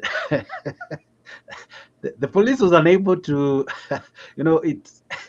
it was interesting because the lady was so bold, and then the other one was telling the police, mimi stoki hapa, nitoe, I'm fighting for your right. So they are bold, they are courageous. These guys are unmoved by anything. So that energy, that passion, that drive now needs to be structured in a way ijulikane inaenda wapi, what is eventually what is the desired achievements. One of the things that of course is on the table is the finance bill, among many other things. But to answer Alex, a leader will emerge. Even during kupigania independence, we were not sure who we wanted to be the president, but we were sure we didn't want Mzungu. We didn't want Mzungu. That was the first thing. Once Mzungu was now ready to step down, the leaders came in. And it was easy now to say we don't just want Uhuru peke yake, we also want those who are in custody to be released. So even when that time comes, we'll definitely have leaders, and we don't lack them. We have enough. The flip side of the story is this. I'm sure the government will also not sit pretty. I've seen someone comment section asema, what of the government supporters?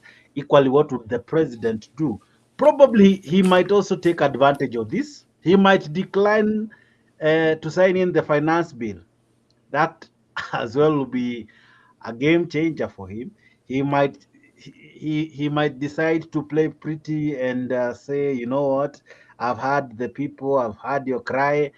Na atake kukwama outsmart. So Kenyans should be on the watch and vigilant, because any tactical move by the government, because you saw them saying tumeangusha bei, tumetoa taxes za mkate, tumetoa hii, just to hoodwink us. So I'm sure even William Ruto is seriously sitting and asking himself, nitadanganya aje hawa majenzi? So we need to sit and look at him closely, because by the end of the day uongo wake lazima ifike mahali tumwambie bro, enough is enough. From here, some things will change. This protest already has achieved something. One of the things that it has achieved, bills will not just be made kiupuzi. Mwananchi will be considered. Public participation will be taken seriously. Borrowing itakuwa na akili sasa. Taxation zitakuwa na akili. And the fight against corruption, I'm almost certain, hata hiyo itashika kasi. Our funds will not just be misused, you know. Our leaders wataogopa kuiba, and it will instill some fear in some of these leaders because they know, you don't know what wananchi are able to do. I saw your good brothers, Brother Bernard, deciding to visit the speaker in his home, and wakafanya mambo. They did well, eh? The other guys today waliamua kuchoma nini ya ule MP wa Bondo, walichoma jeneza iko na picha yake ndani, and it was interesting. And leaders wataingia wanakauoga fulani. Choices will have consequences. Eventually, our country itakuwa na some degree of integrity yenye itabidi tu imejiingisha tu, because you don't just pass a law simply because you can be bribed or you can bribe. No, you'll listen to the people, you'll do the right thing. So this is an interesting moment, and as I said the other day, this is a very interesting time to be in Kenya. As I equally also said, this is a reshaping, a reposition, a regrouping of politics. This is a new birth. It is coming to birth of a new way of politics. It's no longer about tribe flani. It's now about us all. What affects us? What affects Brother Bernard? What affects Stone PK? What affects us? Not what affects you as a lawyer, not what affects you as someone from the mountain. So this will be interesting, and I long to see how they vote. I long to see how they mobilize, because you can imagine within few hours contacts zilikuwa zimekuwa shared, within few hours groups kibao zimeshaundwa, within few hours t-shirts zimeenea, within few I'm telling you that the energy, the way to communicate is interesting. I'm just looking forward to a politician mwenye atakuwa decampaigned online. How will you even campaign after that? How will you even seek votes when your name is being muddied? And Gen Z wameonyesha wanajua kusalamia this politician, wanajua kuwa, you know, I listened to a phone call today of one resident of Naivasha who called his MP and akamwambia, ulifanya vizuri, ulipiga yes, lakini tafadhali anza kukusanya virago. So it will be interesting when it comes to elections what happens, because Gen Zs wakichukua IDs, Gen Zs wakichukua voters, and then waamue kuvote. If they made that hashtag reject finance bill be viral on Twitter for quite some time, you can imagine if they decide to say fulani hatumtaki, fulani ndio tunataka, it will be interesting. That tweet alone hit over 2 million plus. So it's interesting. This is a very new and a very interesting moments and times to be in Kenya, and I really look forward to the next days ahead. Thank you so much. Good to see you, Alex, and everyone else. Okay, thank you, Jax. Thank you. A good one. But there is a caution here that I would want us to remember. Ni msimamo ndio huo ni msemo wa msimamo. Anasema ni what does he, the Swahili word is what? the monkey, okay? The monkey should be cornered when it's still jangwani. Musingoje arudi mitini. Akisharudi mitini itakuwa ngumu. Precisely. Now, njia ya pekee ya kudeal na William Ruto kabisa yakiwa jangwani kabisa. Hii vitu zenu mnasema ati ballot sijui Gen Z watachukua vote, watachukua vote wapi? Uhuru Kenyatta alituangusha aliposhindwa kuzuia William Ruto kuingia ballot. The moment William Ruto was on the ballot, that was number one mistake. Number two mistake, the deep state said that they want due process, that the numbers are kura kuamua nani? Rais. Number two mistake. Number three mistake, they said that the Supreme Court, oh God. Mimi ni mchungaji, nitakwambia asiri za wachungaji. Kuna kuanga na zile wedding zile zinakaa, unajua zile zilikuwa na shida. Ndugu alikuwa amepropose watu wengi. So hizo wedding, if you are in charge, you are in trouble. Because there is opposition everywhere and everybody wants to stop. Such a weddings, you don't conduct them normally. And you don't waste time. There are no choruses in between. Na mnajificha.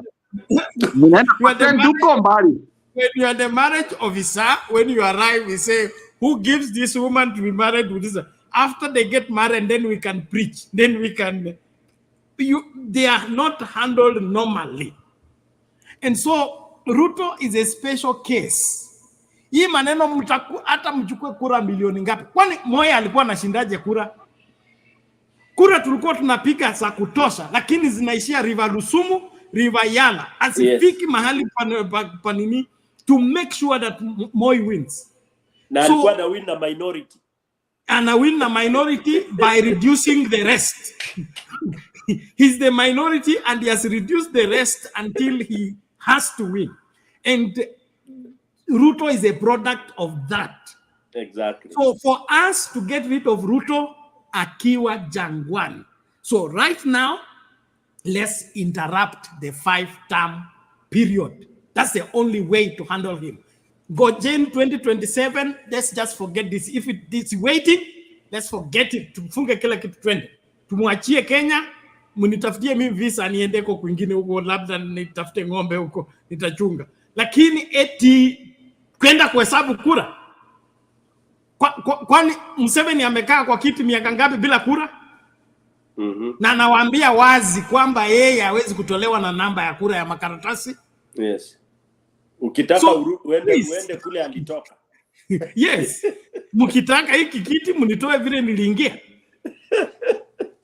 So ni afadhali tuanze kuambiana ukweli, kwa sababu hapa hatutaki kufurahishiana and give you false hope. The only way to deal with William Ruto is this maandamano culminating into his being overthrown and exile. And it's possible. Why? Even the international community has begun to doubt everything they have been told about him. And from the look of things, even they are part of this maandamano. Let me not say too much. Naomba tafadhali. Amtaki nilale leo. Bana kadogo tu niseme, kwa sababu tulikuwa tukisema ni bill ndio shida. Sasa na bill imepita na itapita. Sasa tutaenda nini ingine? Because me, I was telling people, it's not the bill, it's Ruto. No, it's not the bill. The bill is just one of the excuses. Yes. It's not the bill. When you hear the framing of the narrative, let me see if I can play this clip, kwa sababu inaonekana sisi tunachanganya mambo hapa kiasi. Who is Zakayo? Zakayo is the man who stood on a podium in broad daylight, promising roads to pave our future bright, lower taxes, a cost of living eased, farmers and traders pleased. He spoke, he lied, we believed. Since he took over, our light has dimmed, taxes high, traders grimmed. The cost of living soars like a kite, dreams of a better future out of sight. We're having to risk it all running to other lands. Many of us have perished in the Gulf. Prices soar, darkness spreads, dreams are now tears shed. Zakayo and his kind, they ride in Lexuses, Range Rovers, Mercedes, and other big machines. Wanjiku can barely afford a wheelbarrow, and even when she miraculously buys a car, they want to tax it away, leave her hollow. Why can't they be like Mandela, humble and true, or Ibrahim Traore in his old car, planning for a better Burkina Faso? My fellow Gen Z, our future is stolen by the likes of Zakayo. We cannot ignore. We must rise now. Feel the anger, let it ignite, a fire of truth burning bright. Register to vote, make your stand. In 2027, let's cleanse this land. Every last one of them must go. It's our turn to run the show. Choose leaders with humanity and desire, not pride, not deceit, not a liar. Consider King Kaka, with a voice so clear, Edwin Sifuna, Eric Omondi, those we hold dear. Leaders with hearts that truly care for the people, with vision to share. Rise with the spirit of Dedan Kimathi and other freedom fighters so mighty. With God's blessings from above, let's lead this nation with strength and love. Stand up, speak out, for the power is in our hands to break the cycle of lies and build a future bright and just for Wanjiku, for us, for all. Our future is ours to shape, not theirs to steal and deceive. Together we'll reclaim our fate. With unity, with resolve, we shall achieve.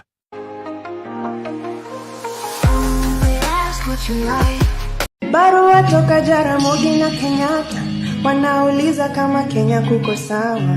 Nikawajibu Kenya tuko na disaster, huyu Zakayo wanazidi kutubana. Na wananchi tumeshika tama, juu hii ushuru imevuka na mipaka. Milioni 800 eti confidential, na mama mboga nteseka uko ghetto. So wajiangalie na wasidhani tutanyamaza, wakitunyanyasa si tuko rada, kujipigania kama wameshindwa. Wajiangalie bani, na wasidhani tutanyamaza, wakitunyanyasa si tuko rada, kujipigania kama wameshindwa.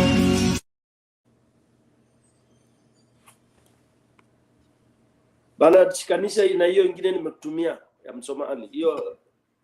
Hiyo anapeana mawaidha. Ziingiane. Okay, one moment. Okay, and I think it should bring in Innocent. Innocent, Ama Mo. I think it's Queen. Take it while I do that. You know, I don't stay for so long, but I have to react to that little girl. The one who sang, because I like music. Now, you know, wale watu wanasema wacha umama. Kutoka sasa waache kusemanga hivyo. Mumeona vile wanawake, young girls are in the front line. Wengi kabisa. Honestly, sincerely, yeah, respect ya kina mama sasa tafadhali. Msianze kusema eti wacha umama, sijui mamas are the gossips, hakuna. You see, mamas are the fighters. The girls. Our girls are the fighters. Na nyinyi wanaume saa hii, I'm going to warn you, every time you have a problem, you start comparing. I don't know when you went, sijui to get married, sijui mnatoa, when you get a woman, when you... we don't want those examples. Give us some other examples, kindly. Because we don't relate. Hiyo ni ya Jane, sijui silent. Hiyo si hata siyo ya Jane ati X or nothing. All right. Anyway, but I really am impressed by the young people. Every time I see what they are doing, I'm even embarrassed.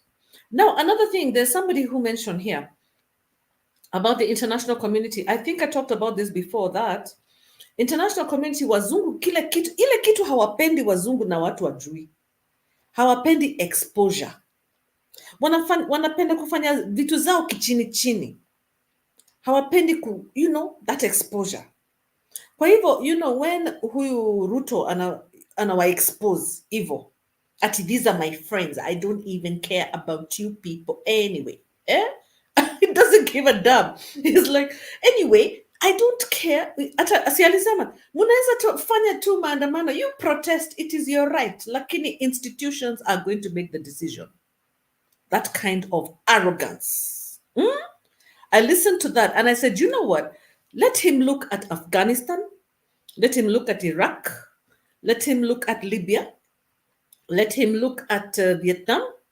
Let him look at all the countries that these modogos, zile walisema they're going to come and do rebuilding and restructuring after the war. Waliwaacha kwa mata. Their leaders had to run away or they were killed. You know, puppets, as they're only useful as long as they're useful. After that, bam, they're just dumped in the rubbish. This guy, atajipata kwa mata with his whole family. I'm telling you, he will not even know. In Kikuyu, we say he will be let go like hot ugali. He won't even believe. He won't know. He'll be left on his own. And he will not believe. You know, they say they will not believe. He will not believe. Honestly, he will not believe. Ati these are his friends. Nani? Akina wazungu. Ebu aulize mambo ya wazungu. Ebu aulize. Because let me tell you, those guys, I've lived with them, I know them. Ile kitu wamekosa ni hii kitu kimoja tu, wazungu. Wazungu ile kitu wako nayo, they have beautiful strategy, they are very good planners, fantastic. Ile kitu hawana, ambayo Mungu aliwakosea, whatever. Ile kitu God decided is not giving them. Inaitwa wisdom. Wisdom hawana. Mpaka kwa mafamilia, they don't have wisdom. Honestly, sincerely, think about it. For you who are Christians, think about what is wisdom. What is wisdom? Here, hawana, sisi tuko na hiyo. And that is where, now, in the end, they always come at how they're cheated and they're fooled easily. Unaweza ambia mzungu, hii ni nywele yangu, yote. Na believe. Na kuja kuambia, you have such beautiful hair. Now imagine, you can't even, uwezi angalia hiyo sio yangu. Si angalia my eyebrows tu uone hiyo sio yangu. Sasa, oh my God, ninaweza mwambia, nikitoa hii namwambia nikiosha, inakuja hivi kama ya mwanaume, inakuja chini hivyo. Lakini, nikibraid inatoka hivi. And they believe. Mzungu ni mtu wa kubelieve kila kitu. Okay, kwa hivyo, saa hii, huyo Zakayo, when they discover kwamba amewadanganya, Queen Mo inaitangwa kutingisha kichwa. Kutingisha kichwa. Ni watu wa hivi. Really? Wow. Really? Hata si ndio mnapenda kwenda huko Amerika. Mnawaambia, oh, you know, na wana believe kila kitu. Mpaka siku ile wataenda when they start realizing, and the only way they realize, wakiona watu wengi, kama watoto wengi wakitokea nje, hawataki kukua associated na hiyo, you know, when the young people start to say things like IMF, World Bank, sijui nini, wanajua they are being targeted. Hawapendangi hiyo, they don't like it. Kwa hivyo wanapenda kufanya vitu zao kichini chini. But when you do things openly like this and, you know, defiantly, you lose your friends. I'm just waiting for the day he's dumped. I cannot wait. Nitakuwa hapo nikisema, I told you. Okay, sawa, you told them. Hiyo story ya umama ndio nitashikilia kidogo. Na nyinyi kina mama mwache kutuambia man up. Alafu hiyo mambo tuone. Basi nyinyi muache kusemanga nyinyi ni boy child. So when it comes to the boy child, you tell them to man up. Stop behaving like a woman. You tell us that. Sasa mnajiita boy child. Kwa nini mnajiita boy child? Sasa hiyo ni a whole new topic for another day. Mtaniambia ni kwa nini mnajiita boy child. Lakini sisi tukikuita child mnakataa. Hiyo vitu ni alternate. Baby, but you don't agree child. Why? You guys, complicated. Mnasemanga wanawake ni complicated. Wanaume ndio just impossible. No, unajua, they are alternate. Sometimes you need mama kidogo, saa zingine you need boy child. They are Mr. Handsome, it's a concussion for survival. You need to confuse Order. Alex, tutawapeleka Hague. Huyo Innocent yuko kweli? Innocent, ngoja kwanza Alex. Innocent, are you there? Let her Innocent. Yes, He's innocent. Wewe mbona unasaulika? Ni kwa sababu unapenda kujifunika blanketi mpaka unasaulika kabisa. Mimi hata sijajifunika, nikwambia ni homa ninaye, so I beat kwa screen wewe kikazi tu. Innocent, hiyo sio homa, wacha. Unaweza kuwa na homa ya 4 weeks au nini mbaya. No, Ginger. the weather has changed. The weather has changed. The July cold weather is here. Our winter has begun. Innocent, please come in, then Alex tutarudi kwa Jex tukimaliza, na tafadhali mniachilie sasa. So Sasa Bernard, I want to I have around 4 or 5 points and nataka kuweka just in few seconds. Number one, PK, you can see the Gen Zs have changed the game. Number one, KK bloggers wameenda mute. KK bloggers wameenda mute. They cannot beat these guys kwa hii game. So umeona sahizi they cannot. Wakina Ngunyi, sijui ni Ngunyi anaitwaje this game mwenye mnasema ni professor. Wakina Itumbi wamenyamazishwa. If they try to bring any fake ama nini kwa hii game ya IT ama kwa media, social media, that one hawatawezana. That is one thing nataka kueleza what they have done. Wamezima the bloggers na wamewa silent kabisa. Number two, I want to salute the police mwenye alikuwa kwa Wetangula. You can see that is now a police service officer, because simu wakifika huko waliwaambia tumekuja kusema hivi na hivi na hivi, akasema oh it's okay, hayuko, lakini sasa mnataka aje? Akasema tunataka kuchukua picha, tulikuwa hapa. Paka the cop alikuwa anachukua, anawampatia simu, anachukua, anawapiga picha, wanapigwa picha na yeye. Yani you see what we say, and there was nothing. Na walimaliza wakatoka wakaenda, paka hata they were able to shoot huko ndani. Unajua kama mwingine anasema wacha kushoot huko ndani, wacha kufanya nini. So these are some of the ways police can also act, na yani they don't retaliate, na kitu inatoka tu vizuri. That's why kwa Wetangula hakuna kitu ilifanyika. But kama ingekuwa another place waanze kusema sijui tokeni hapa, sijui toka nini, then that's how they start irritating these youngsters. Number 3 ni Sonko. Walichukua namba ya Sonko, na ukiangalia kwa WhatsApp yenye walikuwa wametumia Sonko, what they told him, na Sonko akaanza kutukanana, akaambia wewe ulisema ati, nikaambia me I'm not in the ati go and watch ile kitu ya Obina, you can see where my stand is kwa hii bill. So they are able even to go to kwa WhatsApp ya watu sasa, and they can WhatsApp. They have changed ama wame create fear on these leaders. Sonko peke yake nilikuwa nafikirianga ati ni mtu anaweza tukana kila mtu, but kwa hiyo kitu walichati na jamaa mwingine, hiyo ukiangalia that chat iko online, imetumwa kwa watu, unaona paka anajihambo sasa, paka ametuma kwa Twitter. Saizi ukiangalia kuna Twitter vile ameandika, amesema these guys, paka amesema I've done analysis, nimeona these JCs wako 33% na Millennium wako sijui 20 karibu 20% na nini. Akaada akasema if these two people wakishikana pamoja hivi they have 54%, na wakitaka kutoa presidential candidate wao they are able to take the presidency. So msijoke. Akaanza kuambia wakina Ichungu ati msipoangalia vizuri nyinyi mnacheza na jamaa, vile nimeona vile wameniingilia, wamenigonga. These are not the guys to joke with. So you can see even wakina Sonko wenye walikuwa wanajiita ati nini, they have the money, but these guys have the brain. You can have the money, but these guys have the brain, and that's why they are able to go online na wanaongea vitu like they say that wanasema we don't want to work for the government. You know, those are the terms they are using.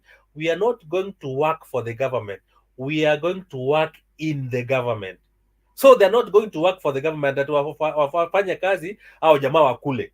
They are going to work in the government. So they have some quotes zenye wanatumia, and you can see these are the guys we need, and they are able to do what they are doing. So again, as Mo said, it's high time, especially people who are professionals, some like us now.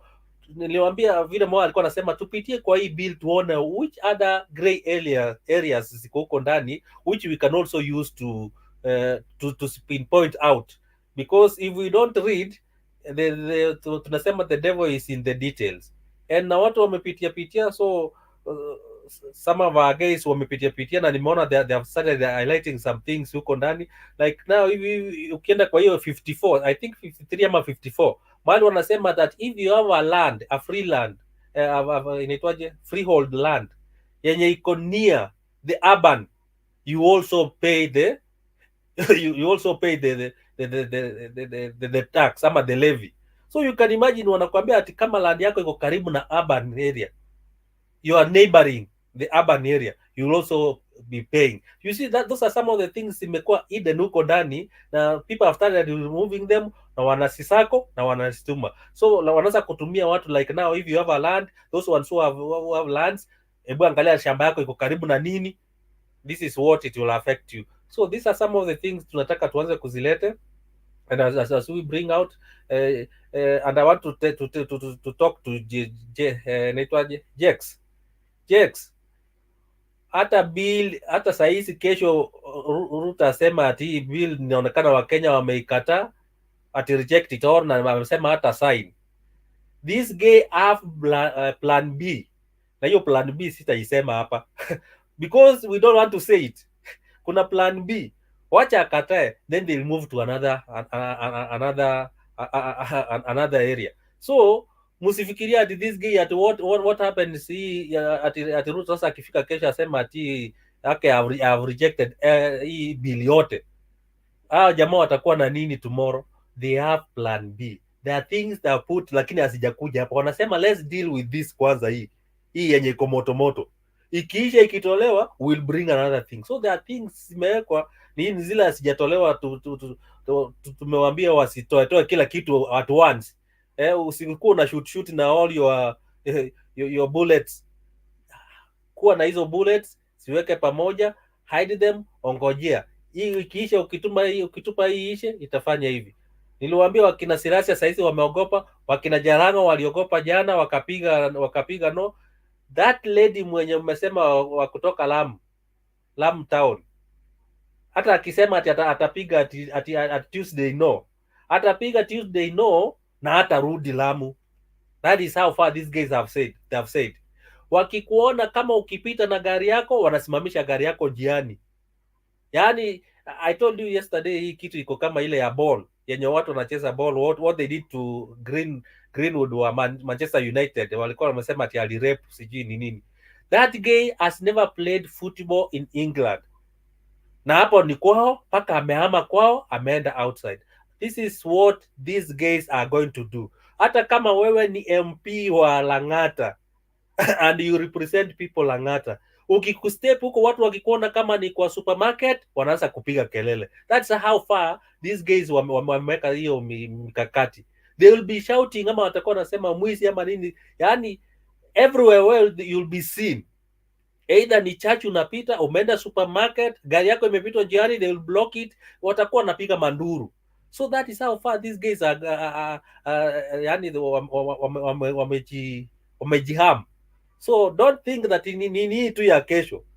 They will stop, atasema imeishwa, lakini wataanza kusema jamaa wengine wenye alivote no, mbona mlivote no, waanze tena another topic. So there are many topics zenye zimewekwa kando. Tumewambia deal with this kwanza, zingine po weka kando kwanza, we will deal with this one hii kiiva. Thank you Bernard, kama uko karibu unaweza ingia, ama somebody else can changia. Alex, you're muted Njiru. Alex, okay. Yes, I have so much to say, yet history has taught me that, I should say as little or as simple, I should stay as simple as possible. Alex, let me, as you're about to say something, let me ask you this. They have just burnt down the MP's home. That is I just saw that. Home. Yeah. Do you see that it can now go to be so personal that even the children, because now the children, the wives, the home, are they even safe? Yes, I think, and that is where we want to go. That is the next step I think we must go, because all as Kenyans, we have been suffering while these people have been masquerading as Mama Mboga and Boda Boda. Yet the kind of perks and the lives they have led the past 2 years is so tantalizing, and it is too late to care for them. So for their families and their status and their safety and their well-being, I think that will come number last, because they had an opportunity to show empathy and sympathy to Kenyans. But you see, we are not looking at the 115 who said no. We know that it passed, and that is the anger that Kenyans know. I think it should have been overwhelming, 100% no. We don't remember who said yes. We don't remember who said no. And Kenyans must be mad at equal, forces.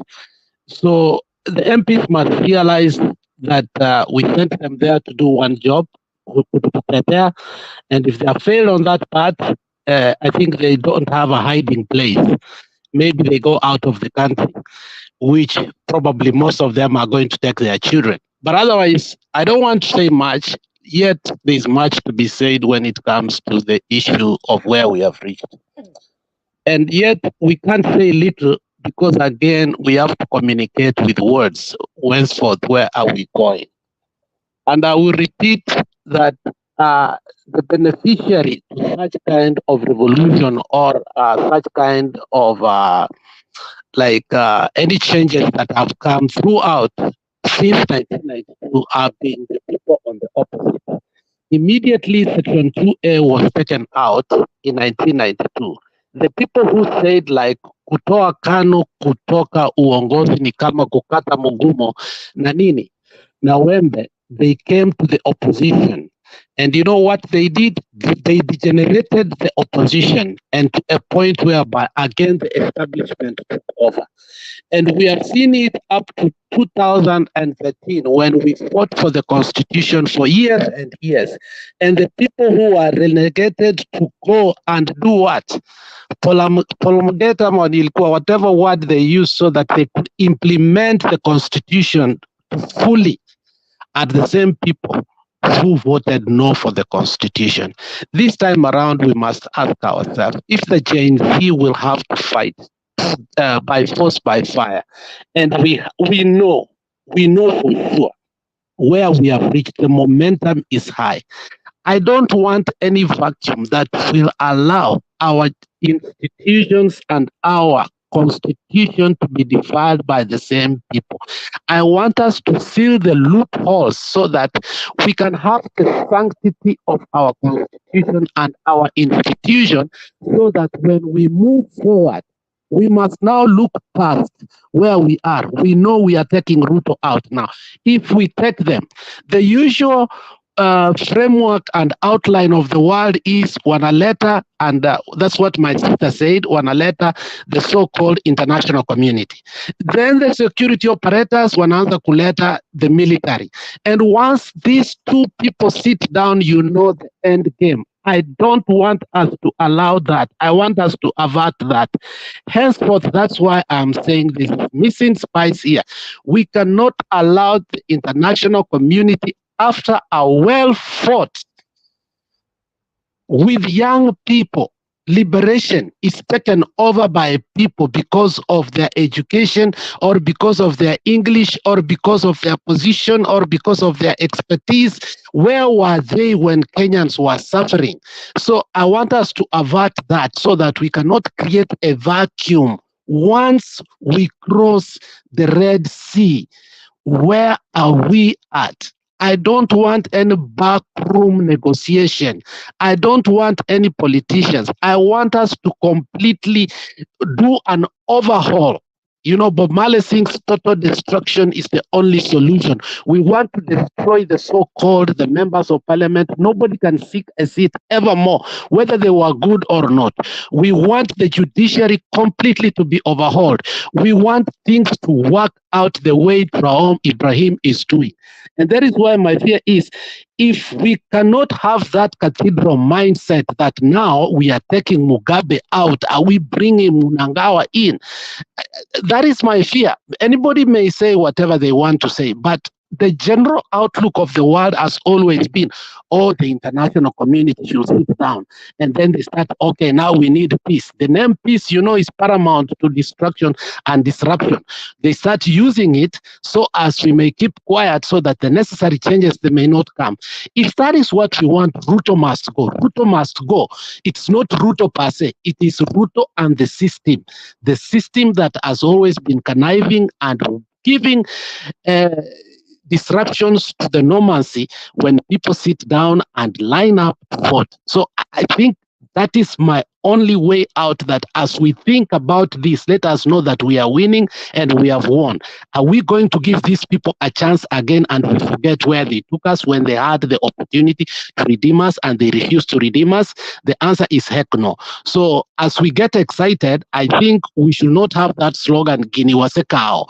I think this time around, we must play the forces of our energy in and out, knowing that when we win, it is the system that must be disrupted and a new system must come, and that system is functionalism. Thank you.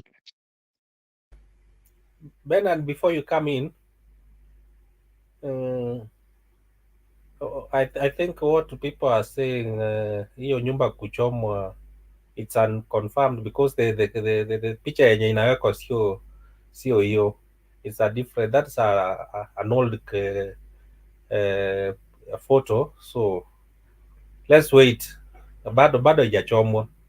Hiyo yenye inawekwa huko, na I know it, nishaiona previously, so I think ni ile people are just using it to hype, but sio ukweli. We'll wait. Kama imechoma, then they should use a different photo, not hiyo yenye imewekwa hapo. Thank you.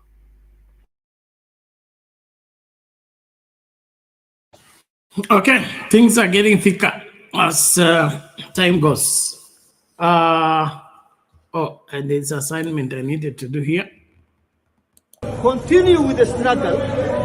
Never take your hopes. Listen to me. Never take your hopes on 2027, because these people are very manipulative.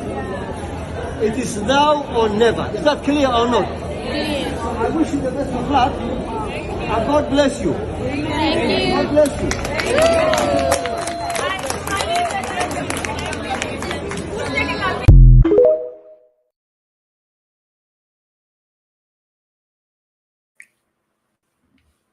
Continue with the struggle. Never take your hopes. Listen to me. Never take your hopes on 2027, because these people are very manipulative. It is now or never. Is that clear or not? Yes. I wish you the best of luck. And God bless you. Thank you. God bless you.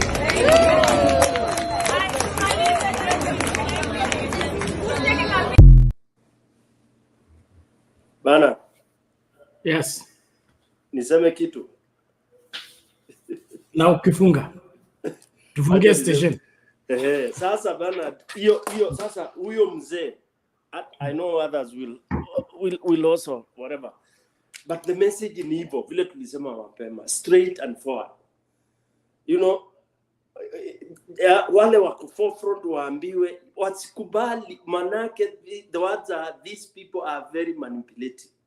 Hakuna ati mahali ati uta expect mtu anakaa hivi anangoja kuja kutolewa. Hata nyoka huwa ingoji ikijua inakufa na mtu. And it is not easy, Bernard. Hii vita inatakikana kutumia kila mbinu, conventional, unconventional, yani, and I'm trying to urge people not to relent on anything. Tusiseme tutakaa hivi ati TikTok itapigana vita. Ni TikTok na ile nilisema chini ya maji, mbinu za zamani, mbinu za kisasa, juu chini, anga, land na maji, na hata voodoo. If we can manage voodoo. Kwanza nataka bana, wewe najua wewe upande hiyo ingine, nataka tutafute 204 coffins. We go and do mass burial. Tufanye hiyo, whatever Wakristo wakiita ni ushetani ni sawa, but for me I will be able to, nitachanga Tukue na mass grave ya kuzika hizo masanduku 204 or to burn them. We must do a symbolic casting na to invite wazee kama hao wajadi, vijana wazee, yani tufanye a real, I don't want to call it mass, whatever it will be, whatever form it will be, because as Africans we had our own way of condemning. Unaona? Na hapa niseme vile, okay, Sister Mo alisema wisdom ukiwa Mkristo utajua wisdom. Africans had wisdom even before Christianity. We had our own wisdom. No wonder we are ahead of our watu. Walituletea Christianity kutupumbaza, wakatudanganya nayo, na hao wenyewe wa practice, si tukaichukua mzima. Ndio unaona hivyo mlikuwa mnasema, unawaambia wanasema really? Okay, atuwakija uwafundishe vitu wanasema they are coming to learn. Kumbe wanakuja kukuiba akili. Those of you who have worked with them, you know. Na wale umeishi nao unajua. Ni maburukenge. Yani mimi uangalia hivi na cheka. They have, yani sitaki kuongea na kizungu lakini ni bure. But wanatutumia, wako juu ya migongo yetu. Na sisi wenyewe tu ni kualamba. Vile Kenyatta alikuwa anasema kualamba huko. Sitaki kutaja. Kwa hivyo sasa hata tusije tukafikiria ati wako sijui wata nini na nini. We should ignore them kabisa na tuende. Tuko na wisdom ya kutosha. Bana, nikimalizia, hii nchi hatuhitaji hiyo budget. By the way, hata hiyo budget yenyewe hata hatutaji kusoma tena sasa. So long as inasema hizo motions zote na 3.9 trillion, that is fault by itself. Can we freeze any development? We don't want any development. Wale wako shule tupeleke shule. Wale wamekosa shule waende wakasome, tutatafuta pesa, tutachanga. We don't want any further development for the next whatever time it is. Tumedevelop ya kutosha for the time being. We could even freeze development for 10 years. Na tukue tukopoa bana. Tusidanganywe hii maneno ati we have to expand because of this. Hapo ndio hao waizi wanaingia. We don't want any budget ya Zakayo. In short, we don't want Zakayo. Asante. Okay, sawa. Innocent, neno la mwisho, nusu dakika namna yetu tukifunga tafadhali.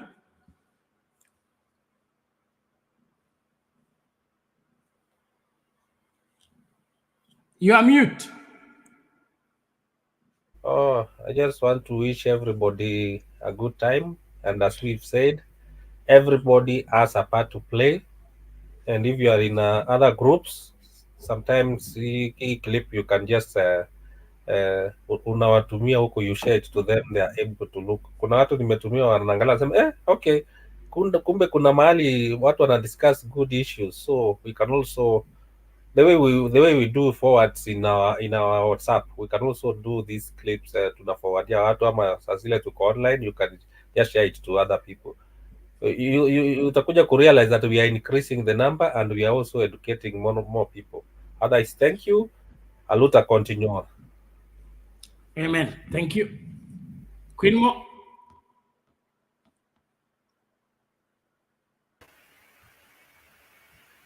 Hello, Bernard. Pastor Bernard, I really want you to go and rest. That's all. So I want to say thank you so much for your time. Thank you. Thank you. We'll link up later. Alex?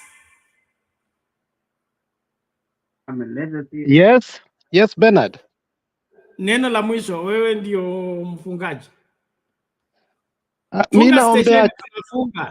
Mimi naombea wa Kenya the best, Bernard. I cannot hide my happiness, but I can't put the cat, in front of the horse. I want us to have that spirit of relentlessness. Ile Jaramogi alisema, do not relent until the course is finished.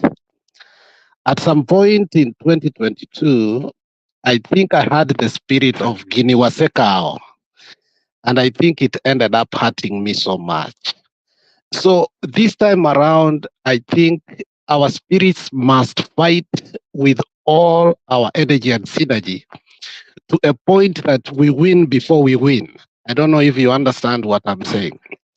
And the second thing is we must be preoccupied of knowing and on how we must preserve the sanctity of our institutions and constitution, because those are going to be the guiding lines for us, because we must totally remove anything called a leader that had already served in previous tenures, unless it is part of the transition, which we must be very careful who matters when that comes.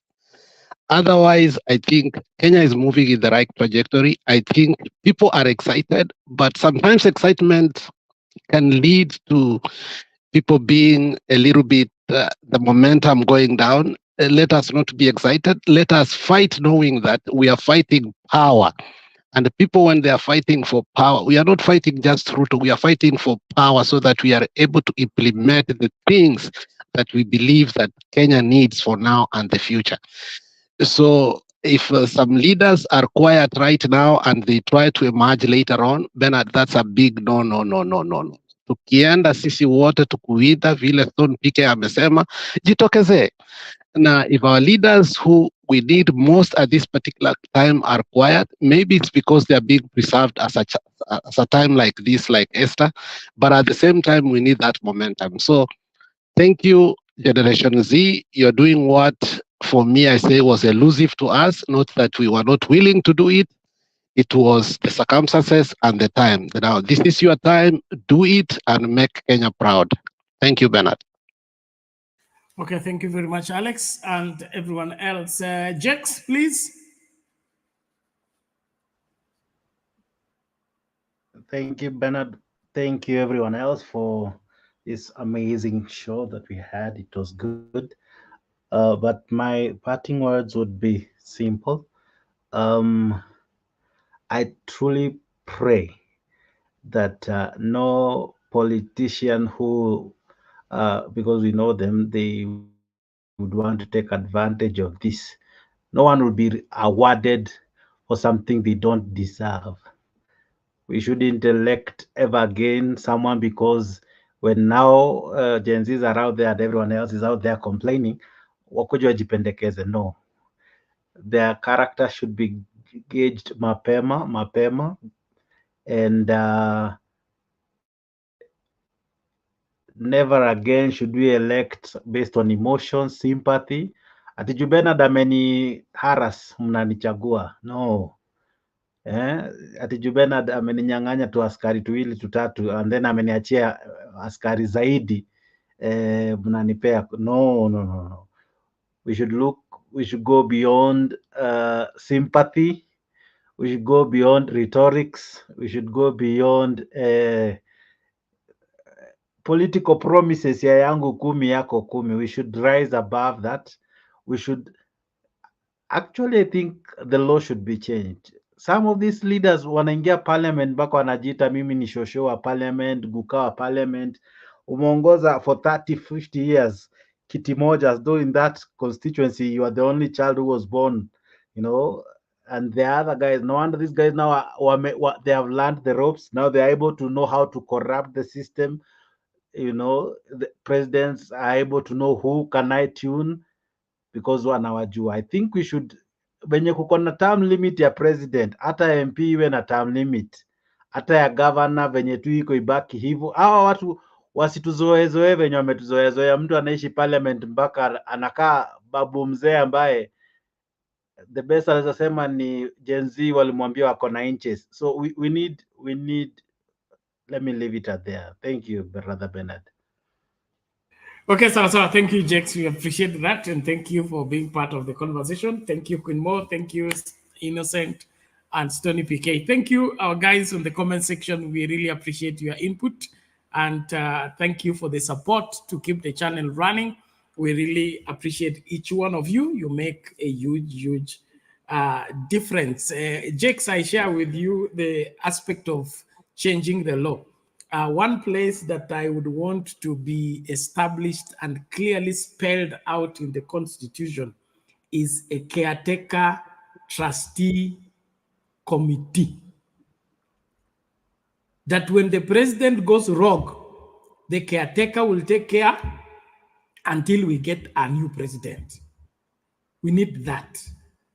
Hii story ya mtu anaiba urais anaenda nayo na mmekaa tu hivi ati constitution ilisema. Kama mtu haja win vizuri aieleweki, wazee wachukue. Washikilie, sisi tukisafisha hii maneno until we get a proper structure of getting proper leadership. And then of course the change of law on elections. We need a serious change of law of elections. I would suggest that we separate the elections. Wherever the national elections, where the presidential elections should be different from these other elections, so that when we go for presidential elections, we just deal with that alone, not these other manenos of mtu anapewa 6 ballots. Why 6 ballots? What happened? Hey, nakwambia Bernard, washirika Kenya maandamano needs the link. That is what I'm saying. Wakati shop inafungwa, oh God help me. Acha tupatie mami. But this is crazy. I have people here I don't understand. These are the demons. I can see some evil spirits here. Okay.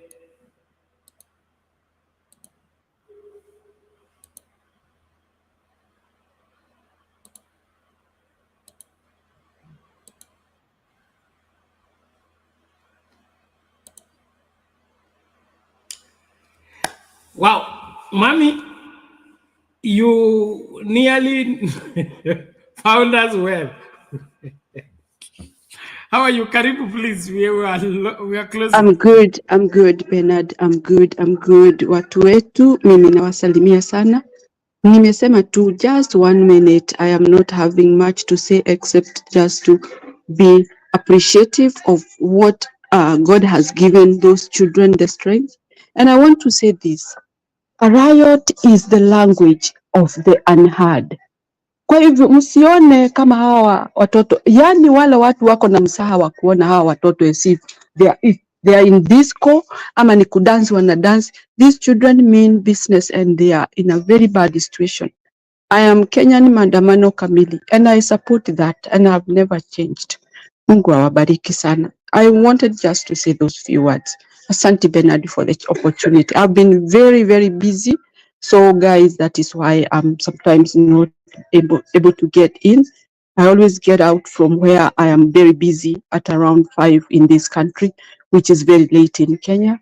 And sometimes I have no time because of other things that I'm doing. Otherwise, I'm happy for you guys. You are still continuing with the same wrath. And I pray let that continue. A little contour. Asanteni sana. Amen, amen, amen.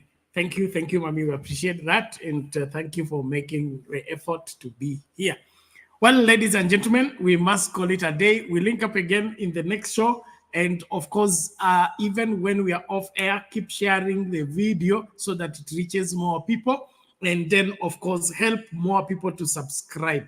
There is is it inaitwa Plateau. The main channel imefika mahali ambapo ni kama Plateau. We are not getting new subscribers. Please share it widely so that we get more subscribers as we deal with these other things where people are claiming this and claiming that. That one is one of the things that we work at so hard, and that's why we have opened up the channel. It's now reaching more people because we have gotten rid of a majority of the restrictions. There are a lot of embargoes that we were thrown at. Almost 2,000 videos had been claimed, and when it's claimed, the claimers are the ones that are honored by YouTube. Ninyi mnafanya tu kazi bure. But all in all, let's keep in the struggle. Reach out to somebody, support somebody. Don't be silent and don't keep any information that can help somebody. That's one way of being part of the struggle. So kama wewe uko na masikio ya DCI, masikio ya intelligence, unajua na one of my boys was telling me that kuna vijana wanafuatwa wakikunotice wanakufuata mpaka nyumbani, and then they pick you. They want to use the Michuki system to silence the movement. So let's not keep any information that can be of help to anybody. And if you get such information, please share it in good time. A stitch in time saves 9. Let us not wait to be sorry if we can prevent any eventuality that can arise from whatever that is being planned. Just understand, we have a crook government, a government that is twisted, it's in power wrongly, so they will do wrong things to stay in power. So let's watch each other's back and ensure that everything is done. Na kama mtu unashikwa na wale wanakushika waeleweki, raise the alarm, don't comply, don't cooperate. Raise the alarm so that it is clear wakikuchukua wanakupeleka wapi kwa nini. Because we have now 2 demons at work. The government is a demon, then we have these other thugs that are going to take advantage of the situation. So be on the lookout. We don't want to lose any life, but we pray for your safety. God bless you. Let's link up in the next show.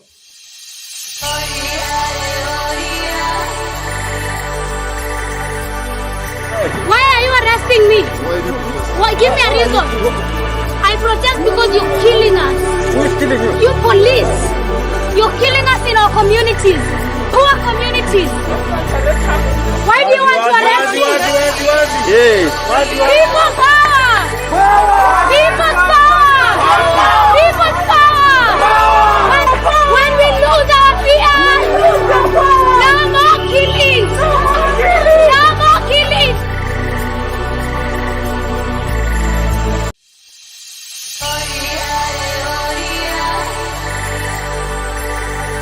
Agombo, this is a message to you. Usitoke, don't come.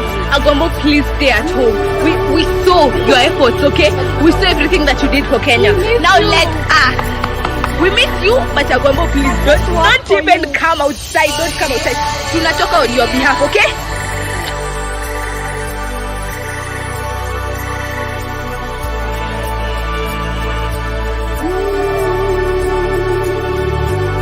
Katambe, ni nyinyi mmechoose hiyo side, hakuna mtu amewaforce. Wacha Katambe, kama unitambui pia mimi sikutambui boss. Wacha Katambe, mnasema mnataka kupea Kenya bright future. True, juu Zakayo akishuka alirudishia kila mtu mali yake times.